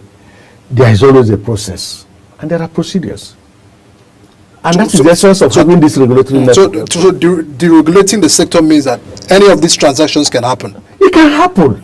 It can happen, but if you follow through due process. Are you getting me? You want to import, of course your product will be tested to be sure that you're not coming here to dump anything. That's what I'm saying. So, but like I said, I'm not saying with certainty, but everything happening around Dangote and his operations appears to be, tilting towards somebody who, a company that don't know how to compete in an open market. You understand? See, if you go to the market today, you have, this Indomie, the normal Indomie, spaghetti and the rest of them. Several companies are producing, and somebody will tell you this one is better than that. So it's about choice. It's about choice. Somebody will tell you this one is better than that. This one is better than that. There is even something that is happening at the moment. I don't know why it is like that. Do you know that it doesn't look like the quantity of petrol we used to have before is still the same quantity, even when you have enough money to buy that same quantity? For instance, if you buy 30,000 worth of petrol now, you'll be surprised that in 2 days, even within Abuja here, you don't need to go anywhere. You don't need to travel outside Abuja. You'll be surprised that when you get to, by the time you drive today to work, tomorrow to work, and then return, and the next day is already on reserve. The way I manage these products are, they just disappear from nowhere. Just fill your tank and before you know it is empty again. So these are some of the areas I think the regulatory authorities should look at. Not about agreement between IPMAN and Dangote and all of that. And no. Nobody should celebrate this agreement. Nobody should celebrate it. Because we are having two solid blocks of businessmen negotiating how to survive at the expense of Nigerians. Does it look that IMAN are afraid of losing the power of fixing the prices? Because if they have their fears and their reservations about the back and forth with the Dangote, and now they are suddenly having an agreement. See, Ipman has become, they have their own problems. But it's not greater than Dangote. Well, yeah. We're just experiencing Dangote for a result to a year. Yes. But Iman has been with us for... The problem is that the body language of government is not getting clearer. I don't know what I understand what I mean. But it looks like Dangote is speaking. Prior to this time, we never know much about the sector. That those that are having a concern, if a lot of revelations, Dangote are making revelations, they are always hitting back on the facts. And government sometimes, NNPC sometimes are always receiving end. And Iman at the other end, also, so there was this issues over the fact that who is being transparent with who. Because what is the fear? What's the fear of Iman? None of them. Is it about the prices, or fixing the prices for them? You see, let me tell you, we had a situation in this country where, sorry to say this, that's what I heard and that's what I read in some places, that sometimes you just import or you just bring your papers that you imported. That's what the people were saying. Under subsidy. Under subsidy, people you just bring your papers that you supplied and you're paid and all of that. Rightly or wrongly, whether that is true, I don't know. But I also know that for any oddity in our petroleum sector to take place and be sustained for a long time, Ipman must be at the center of it all. There must be. And like I said, the problem becomes more difficult because our own president is the Minister of Petroleum, and the usual speeches and policy formulations that are normally should be flowing from the Minister of Petroleum, we are not having it. We are not seeing it. Clarifications, we are not seeing it. Because these are the issues that, because as far as I'm concerned, the president is well started with so much already, because we have so much, he has so much to, work on. So the Minister of State's not really filling in that gap, because those that has, we have Minister of State for you see, let me tell you, that ministry. Don't make no mistake about that. The moment you're a deputy, anywhere a deputy, Mr. President calls the shot. He is the minister. And the combination of the presidency of the country with the ministerial portfolio, pretending over ministers of state. Those in government have not really confirmed that to us, that he's a minister of petroleum. No, but that is what it is. If it was a practice under Buhari, yes. But Tinubu has not also made that comment. He has not made that comment. I don't know what else to be. So, a combination of the capacity of a president with that of the Minister of Petroleum, so pretending over junior ministers. What do you think any of them can really do? Not much. Not much. So the policy drives will require to drive the energy sector, the petroleum sector, should flow from Mr. President, who obviously, because of his peculiar position, is not talking. I don't know whether you understand that. He's not talking because of his peculiar position as the president of the country. He cannot be seen to be diving into every issue. And not giving rules for speculations. Oh, yes. So that has created a vacuum, and people are free to now say anything and speculate anything. And that's where we are.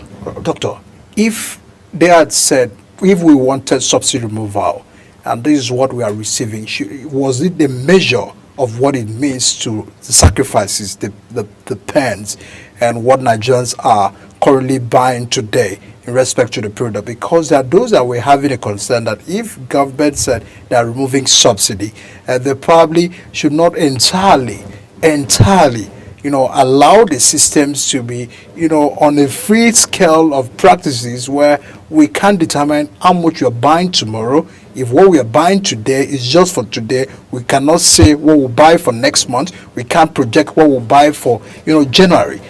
tell us about, the sacrifices that's going with this, because many Nigerians are beginning to have, even those that believe in subsidy removal, and I'm beginning to question, because it is driving a lot of hardship to the country.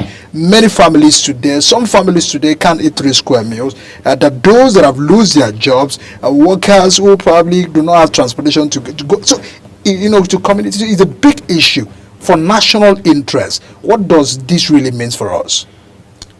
Mike, let me tell you the absolute truth about this. There is no country in the world that does not subsidize energy sector. There's no country. US, as big as that country is, so to name it, countries of developed economies, they all subsidize this sector we're talking about.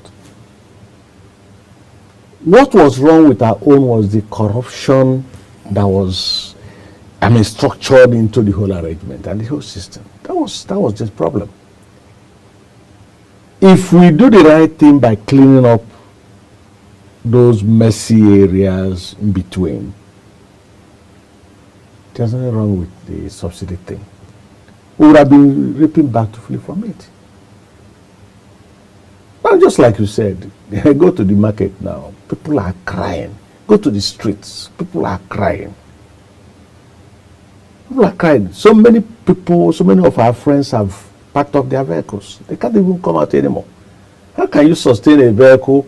You want to drive to work and come back where you're paid how much, and then you spend even more than that to fuel your car or to take transport. And if you go to the ministries now, as I'm talking with you,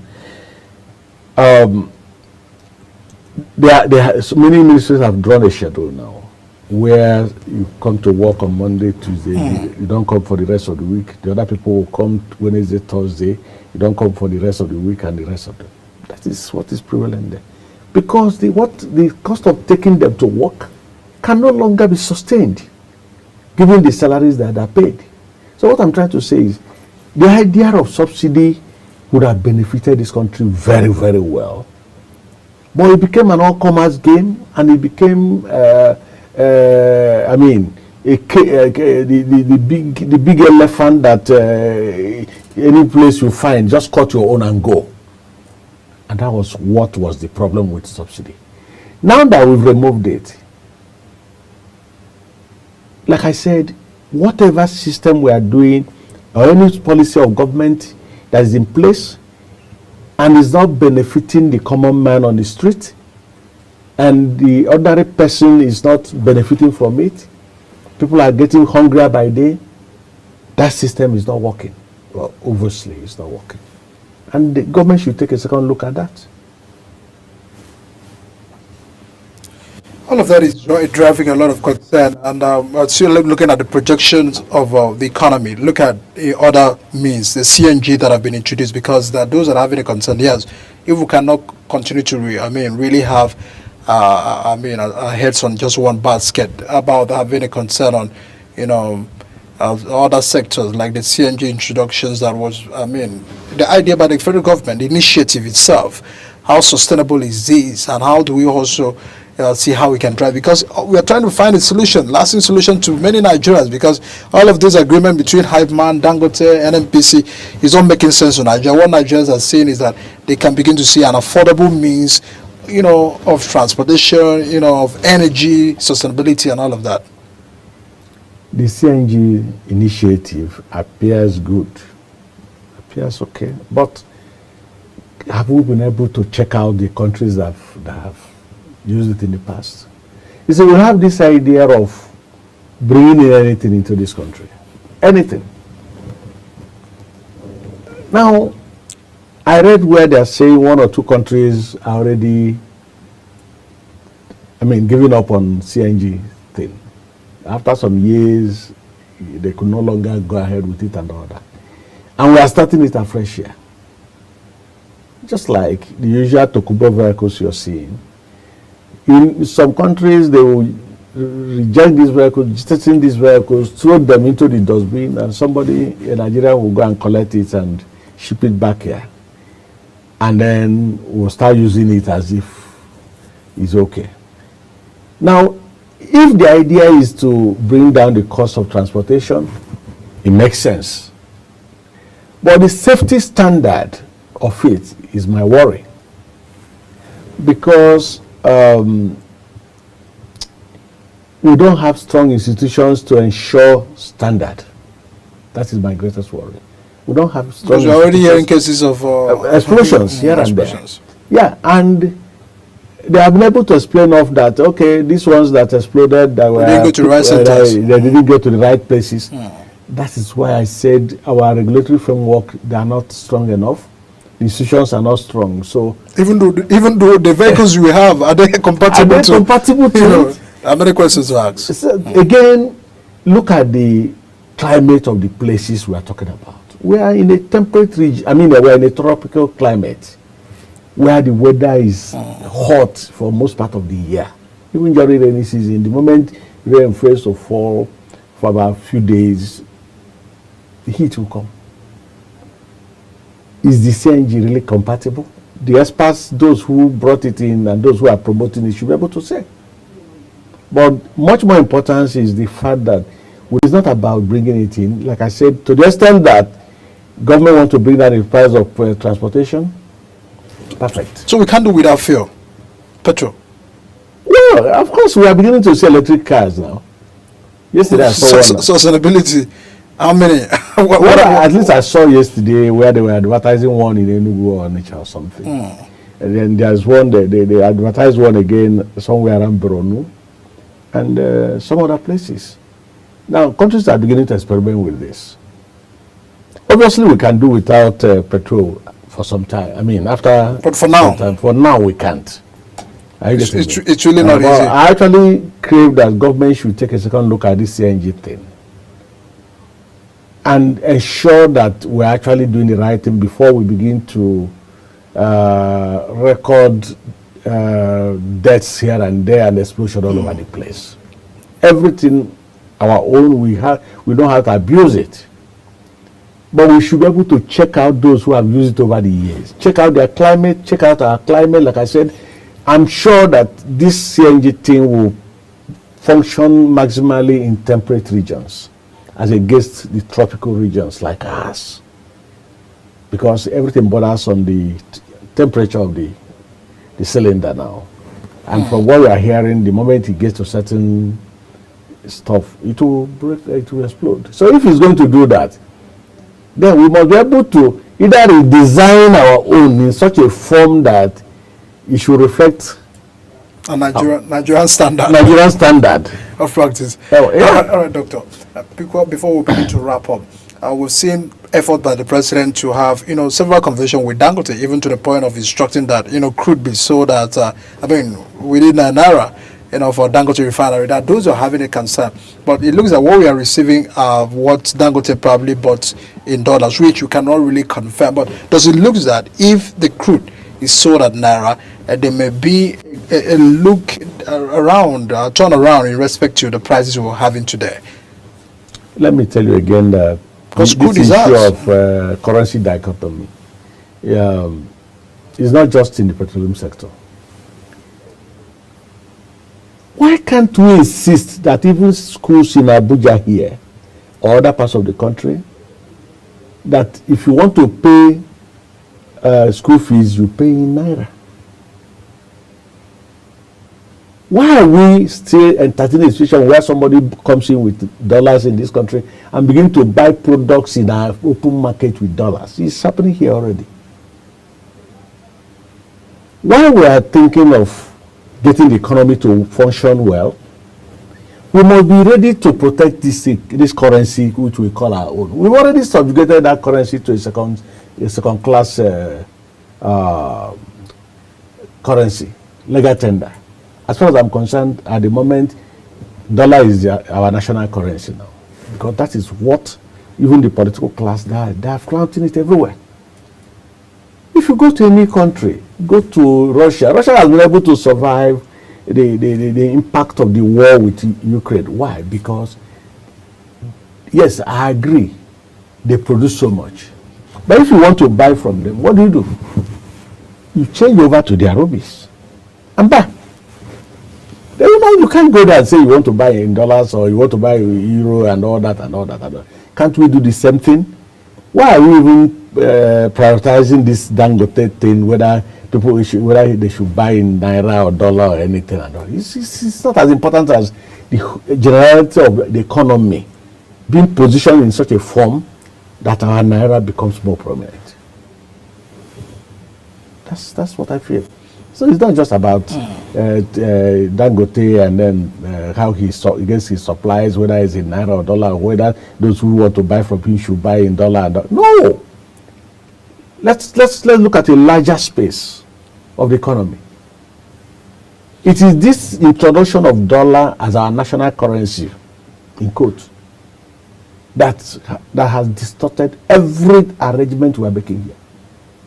I can't remember, a lot of them, you go to parties, they now give dollars there. I was in Europe last year, and when I got there, for me to I had dollar, but I was in Europe. And then I now had to change over to euro for me to be able to buy something.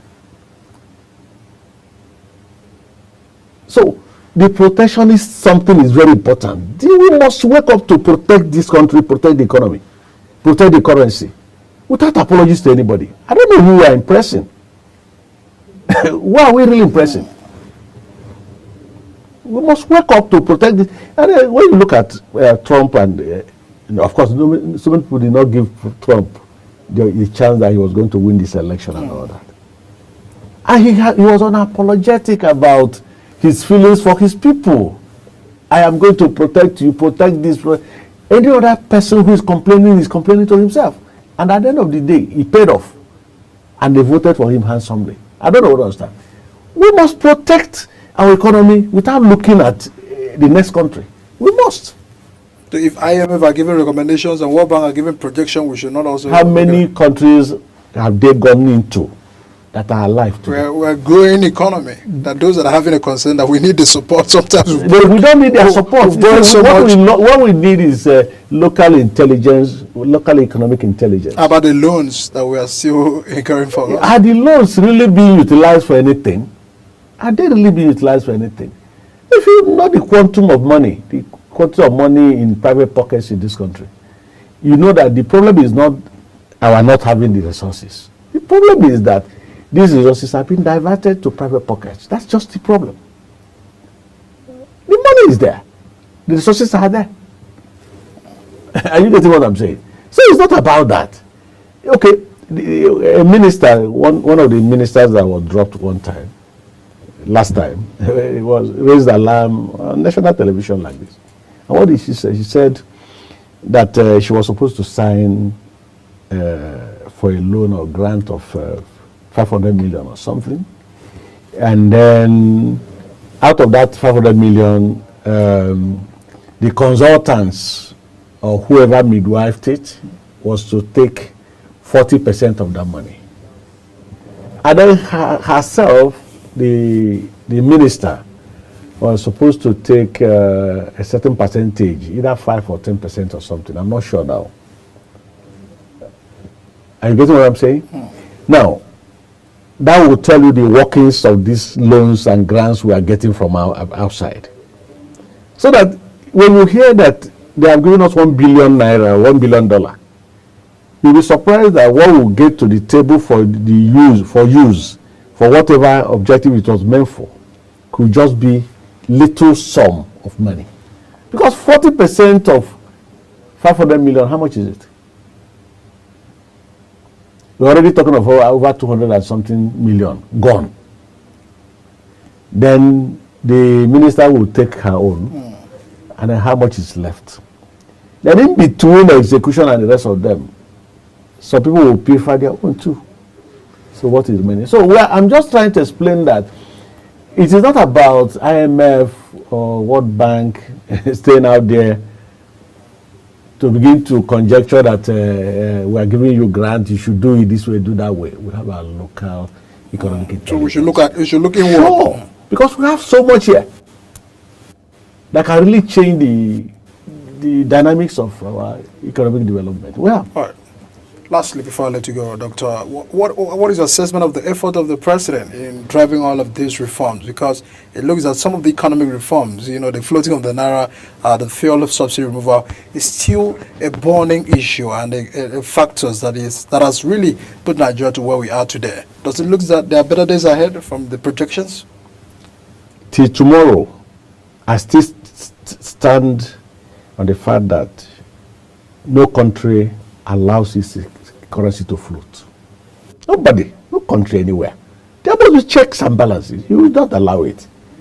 Because you can't rule out international conspiracy to whittle you down by all means. Don't forget we occupy a big political space in Africa and the sub-region.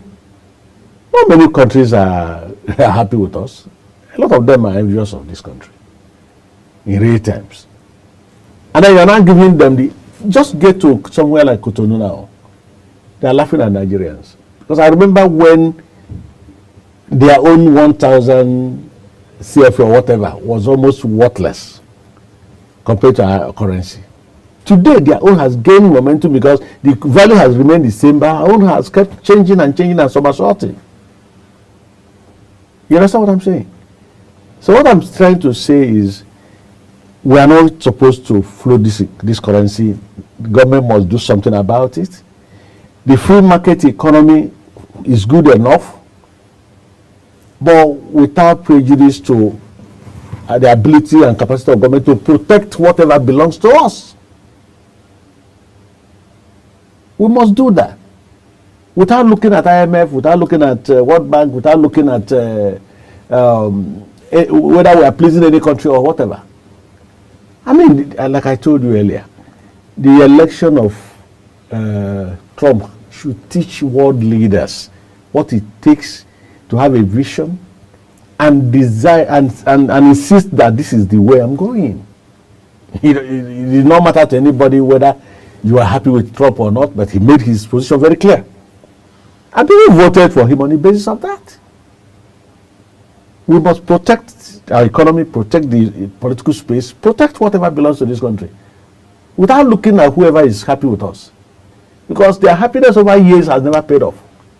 They have always ripped us off. They have always exploited us.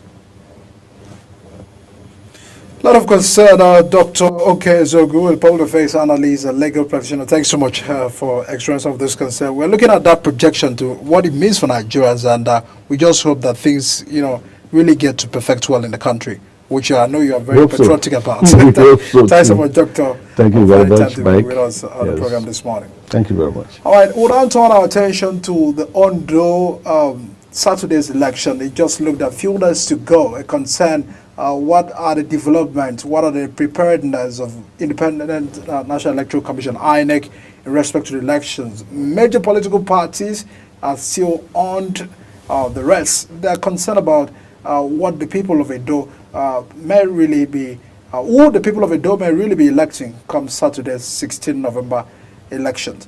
We'll discuss that and get to find some of the development coming from Ondo State after the break. Please stay with us on the program.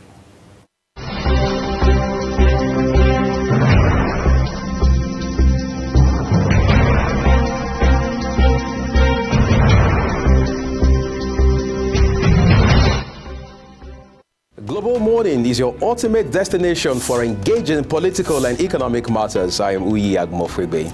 And don't forget to include social discussions. Tune in every weekdays from 7 a.m. to 10 a.m. I am Queen Agaba. For insightful breakfast ideas, business summaries, sports highlights, international and local news perspective, I am Anthony Momodu. Don't miss the in-depth analysis of current and political issues by the Global Morning team and experts. I am Jumai Manson. Catch Global Morning here on Global Television. Getting on the action. I am Edikan Michael. We are the Global Morning team.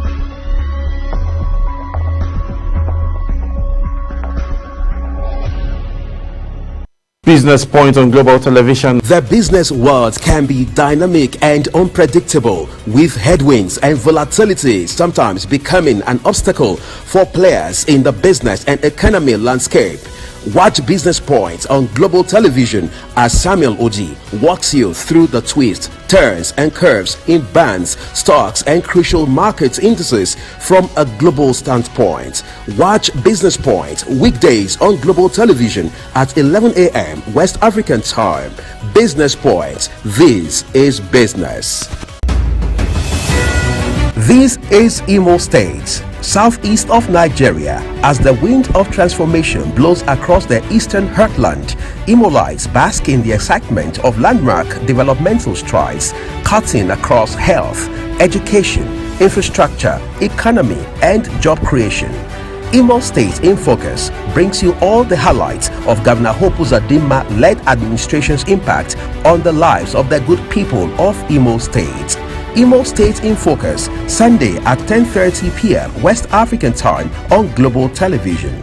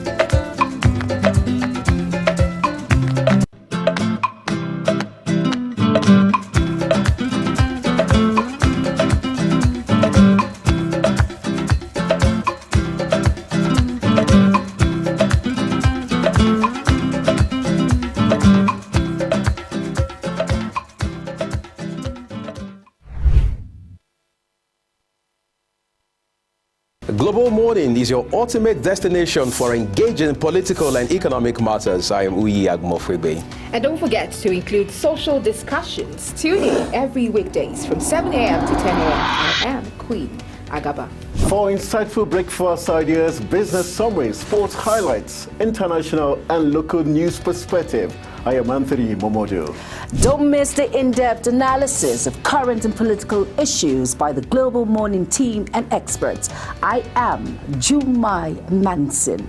Catch Global Morning here on Global Television. Getting on the action. I am Edikan Michael. We are the Global Morning team.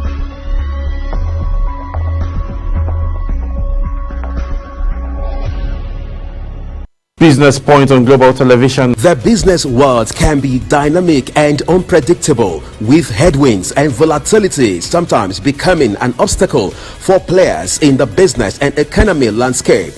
Watch Business Point on Global Television as Samuel Oji walks you through the twists, turns and curves in bands, stocks and crucial market indices from a global standpoint. Watch Business Point weekdays on Global Television at 11 a.m. West African time. Business Point. This is business. This is Imo State, southeast of Nigeria. As the wind of transformation blows across the eastern heartland, Imolites bask in the excitement of landmark developmental strides, cutting across health, education, infrastructure, economy, and job creation.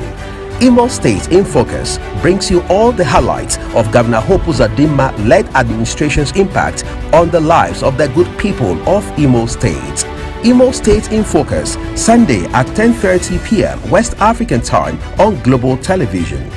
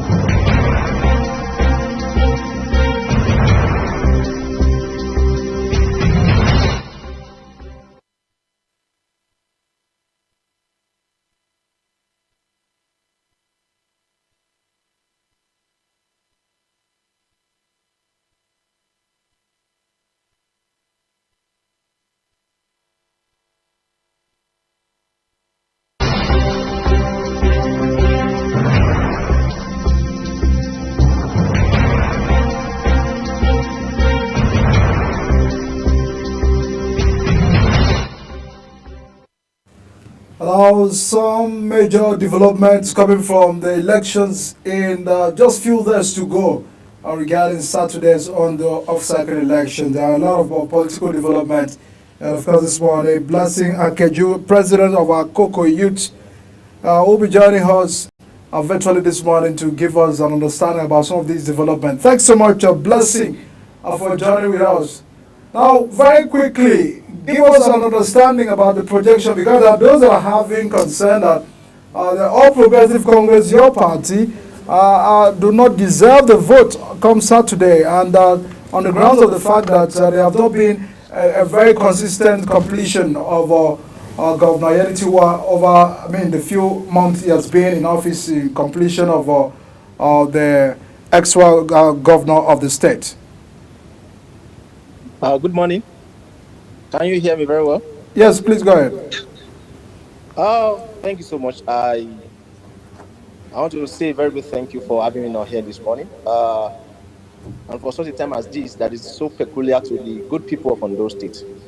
And if I look at it from the atmosphere of Ondo State politics, atmosphere is vibrant and very engaged for such a time as this. And as we approach the election, it is clear that the citizens are paying close attention to the choices before them, and there are activities discussed on the future of the state. And I want you to believe with me why it is competitive, as usual, as a healthy democratic environment should be. The discussion are primarily centered on the issue that matter most to Ondo State residents. From our perspective, this heightened interest demonstrates a real commitment among the people of Ondo State to move forward in progressive direction.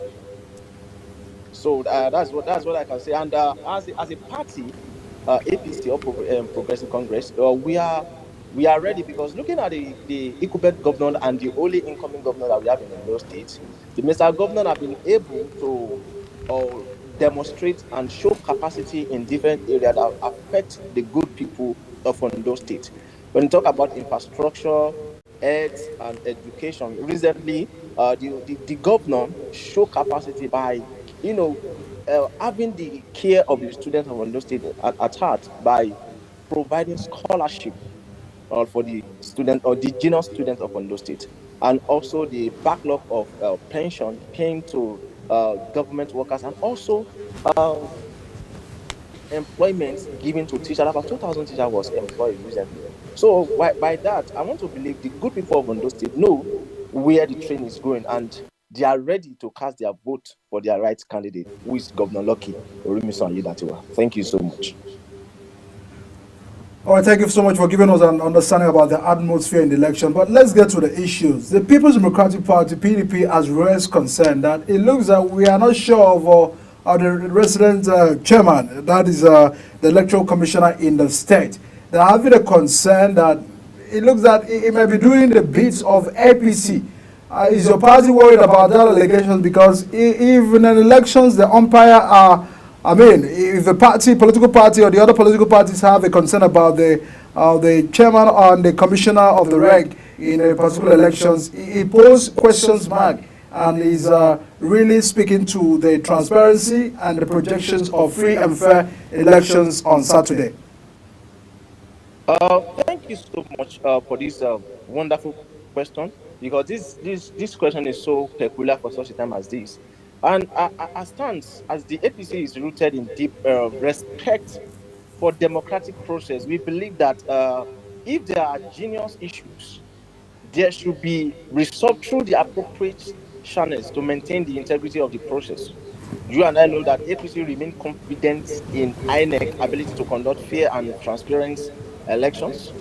INEC has the responsibility to uphold high standard of impartiality, and we trust that they will execute their duties diligently with professionalism and without bias. Our commitment, as always, is to a democratic process where every vote counts. So I wouldn't want to let us stay much on this. We all know that INEC is an independent entity on their own, and nobody or anybody can just manipulate them. We are in an election era that anything flies. People come with a lot of propagandas just to put down one or two or three opponents. So it is normal. These are bread and wine that we need for such a time as this to really stand strong for this our journey. And they have the right to raise allegations. But I personally, as a person and as a party, APC, we have confidence in INEC to do justice without bias. Thank you so much.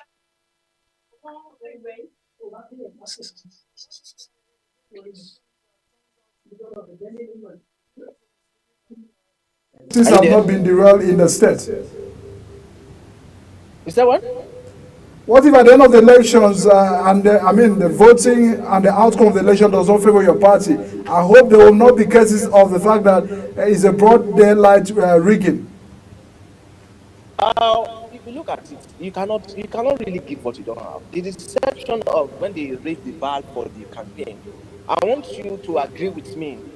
Just like we experienced during the presidential election, immediately the bar was raised for campaign. The president was going from one state to another, from one local government to another. But let's bring it down to those what we are experiencing now. Governor Loki that I've been able to demonstrate that the people can do what he cannot do, and him personally as a person can do what they cannot do. So let's come together as a team to have a formidable state, a state that is peaceful, a state that gives room for investors to come and invest in the good of Ondo State. He has been going around campaigning to the grassroots, from one local government to another, from one unit to another. So I want you to believe with me now, come on this Saturday, the governor will win the election. And sometimes we win, sometimes we learn. But I want to assure you, no matter how the election comes, because the work already speaking for himself.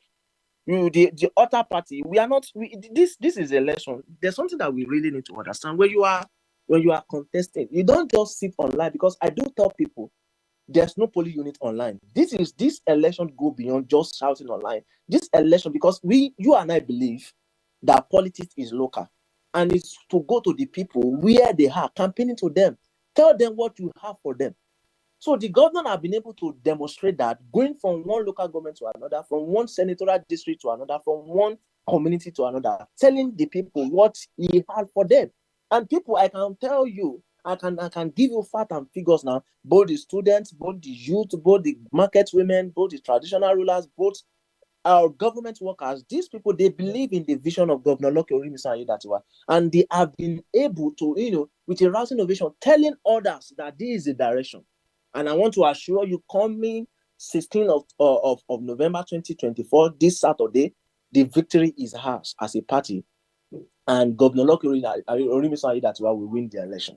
So don't let us say after the election. No, the result is that Governor Loki Orimisan will win this election. Thank you so much.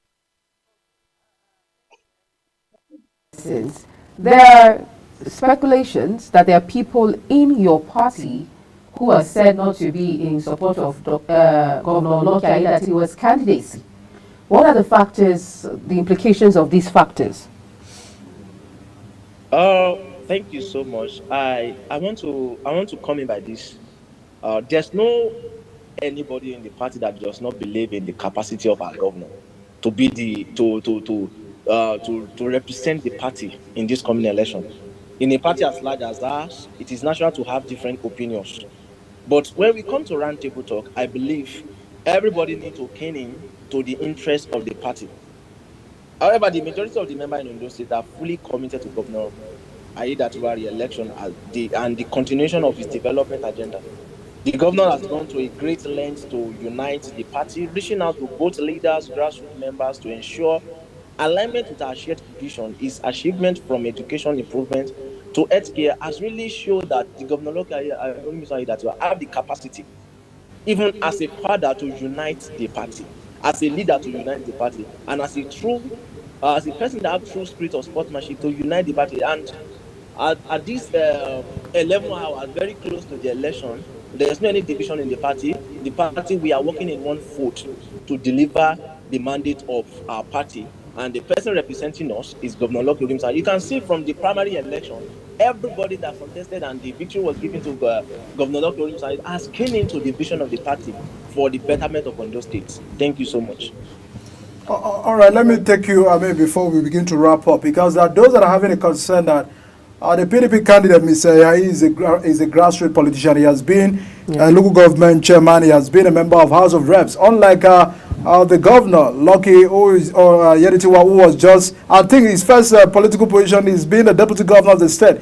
Do you feel that he's more closer to the people? Because one of the things that shapes leadership is about being closer to the people, one who have experience from the grassroots, just like where people said that Mr. Yayi of the PDP has all of these competencies and qualifications. Thank you so much. Let me just go straight to the point. Something that was happening recently.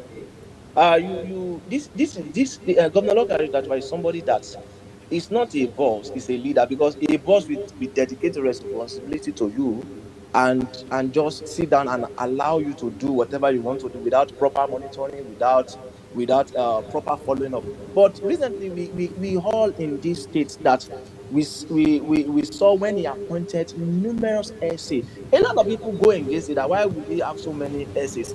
Because this I see that by taking the government to the people, by taking the responsibility to the people, letting them know that these people that I'm appointing to cater for your interests will be able to bring your immediate need to me. And look at it. Having served under the late governor Akeredolu, having served under him as a deputy governor, he knows how things is going in the state government, in the state house there. And after the checking out of the late governor, I don't want to use the other word, he took up the mantle. And since he took up the mantle, we have been able to experience a tremendous change in terms of education, in terms of infrastructure, security, in terms of development, bringing investors to the state. We have been able to experience, and we have been able to experience peace. I repeat, peace in Ondo State. So, if such person given opportunity to take the mantle further, I believe Ondo State will become the better state every one of us is aiming at and every one of us is looking up to. Thank you so much. Okay, Blessing Akeredolu, thank you. But you know, INEC has assured us of its preparedness for this election over and over again. How confident is your party of INEC's, preparedness for this election? How confident? Would we have cases of, IRF malfunctioning, low voter turnout? But let me first of all, before we even talk about INEC, let me ask you, what is the atmosphere right now in Ondo State? Do you think there's going to be a high voters turnout following your campaigns, following the awareness, the much awareness and rallies that has been going on? What is your perception of the turnout for this election, and how prepared do you think INEC is for the election? Okay, let's take it one after the other. If you look at it, the atmosphere is charged already. The good people of Ondo State are prepared because what's up and the progress of Ondo State for the next 5 years or so, 4 years, if I'm correct. Let me come in this way. Every key stakeholders, political office holders are keen into these things. Let me make reference to the Honorable Minister of Interior, Honorable Minister Jojo. You and I believe that this person has been able to demonstrate capacity, has been able to show doings, let me use our street word, doings, in representing the interests of the masses in this country, bringing about tremendous change in the Ministry of Interior. And if somebody like that is keen into the vision of Governor Lokoli, and we have people like some House of Rep member like Anto, the one I'm working with, Honorable Folua Indero, who have been able to show capacity in representing the interests of the masses. Do you now believe? Are you now saying those kind of people supporting Governor Lokoli Ayedatiwa cannot talk to people to come out and vote? I want to bet it with you this very hour that the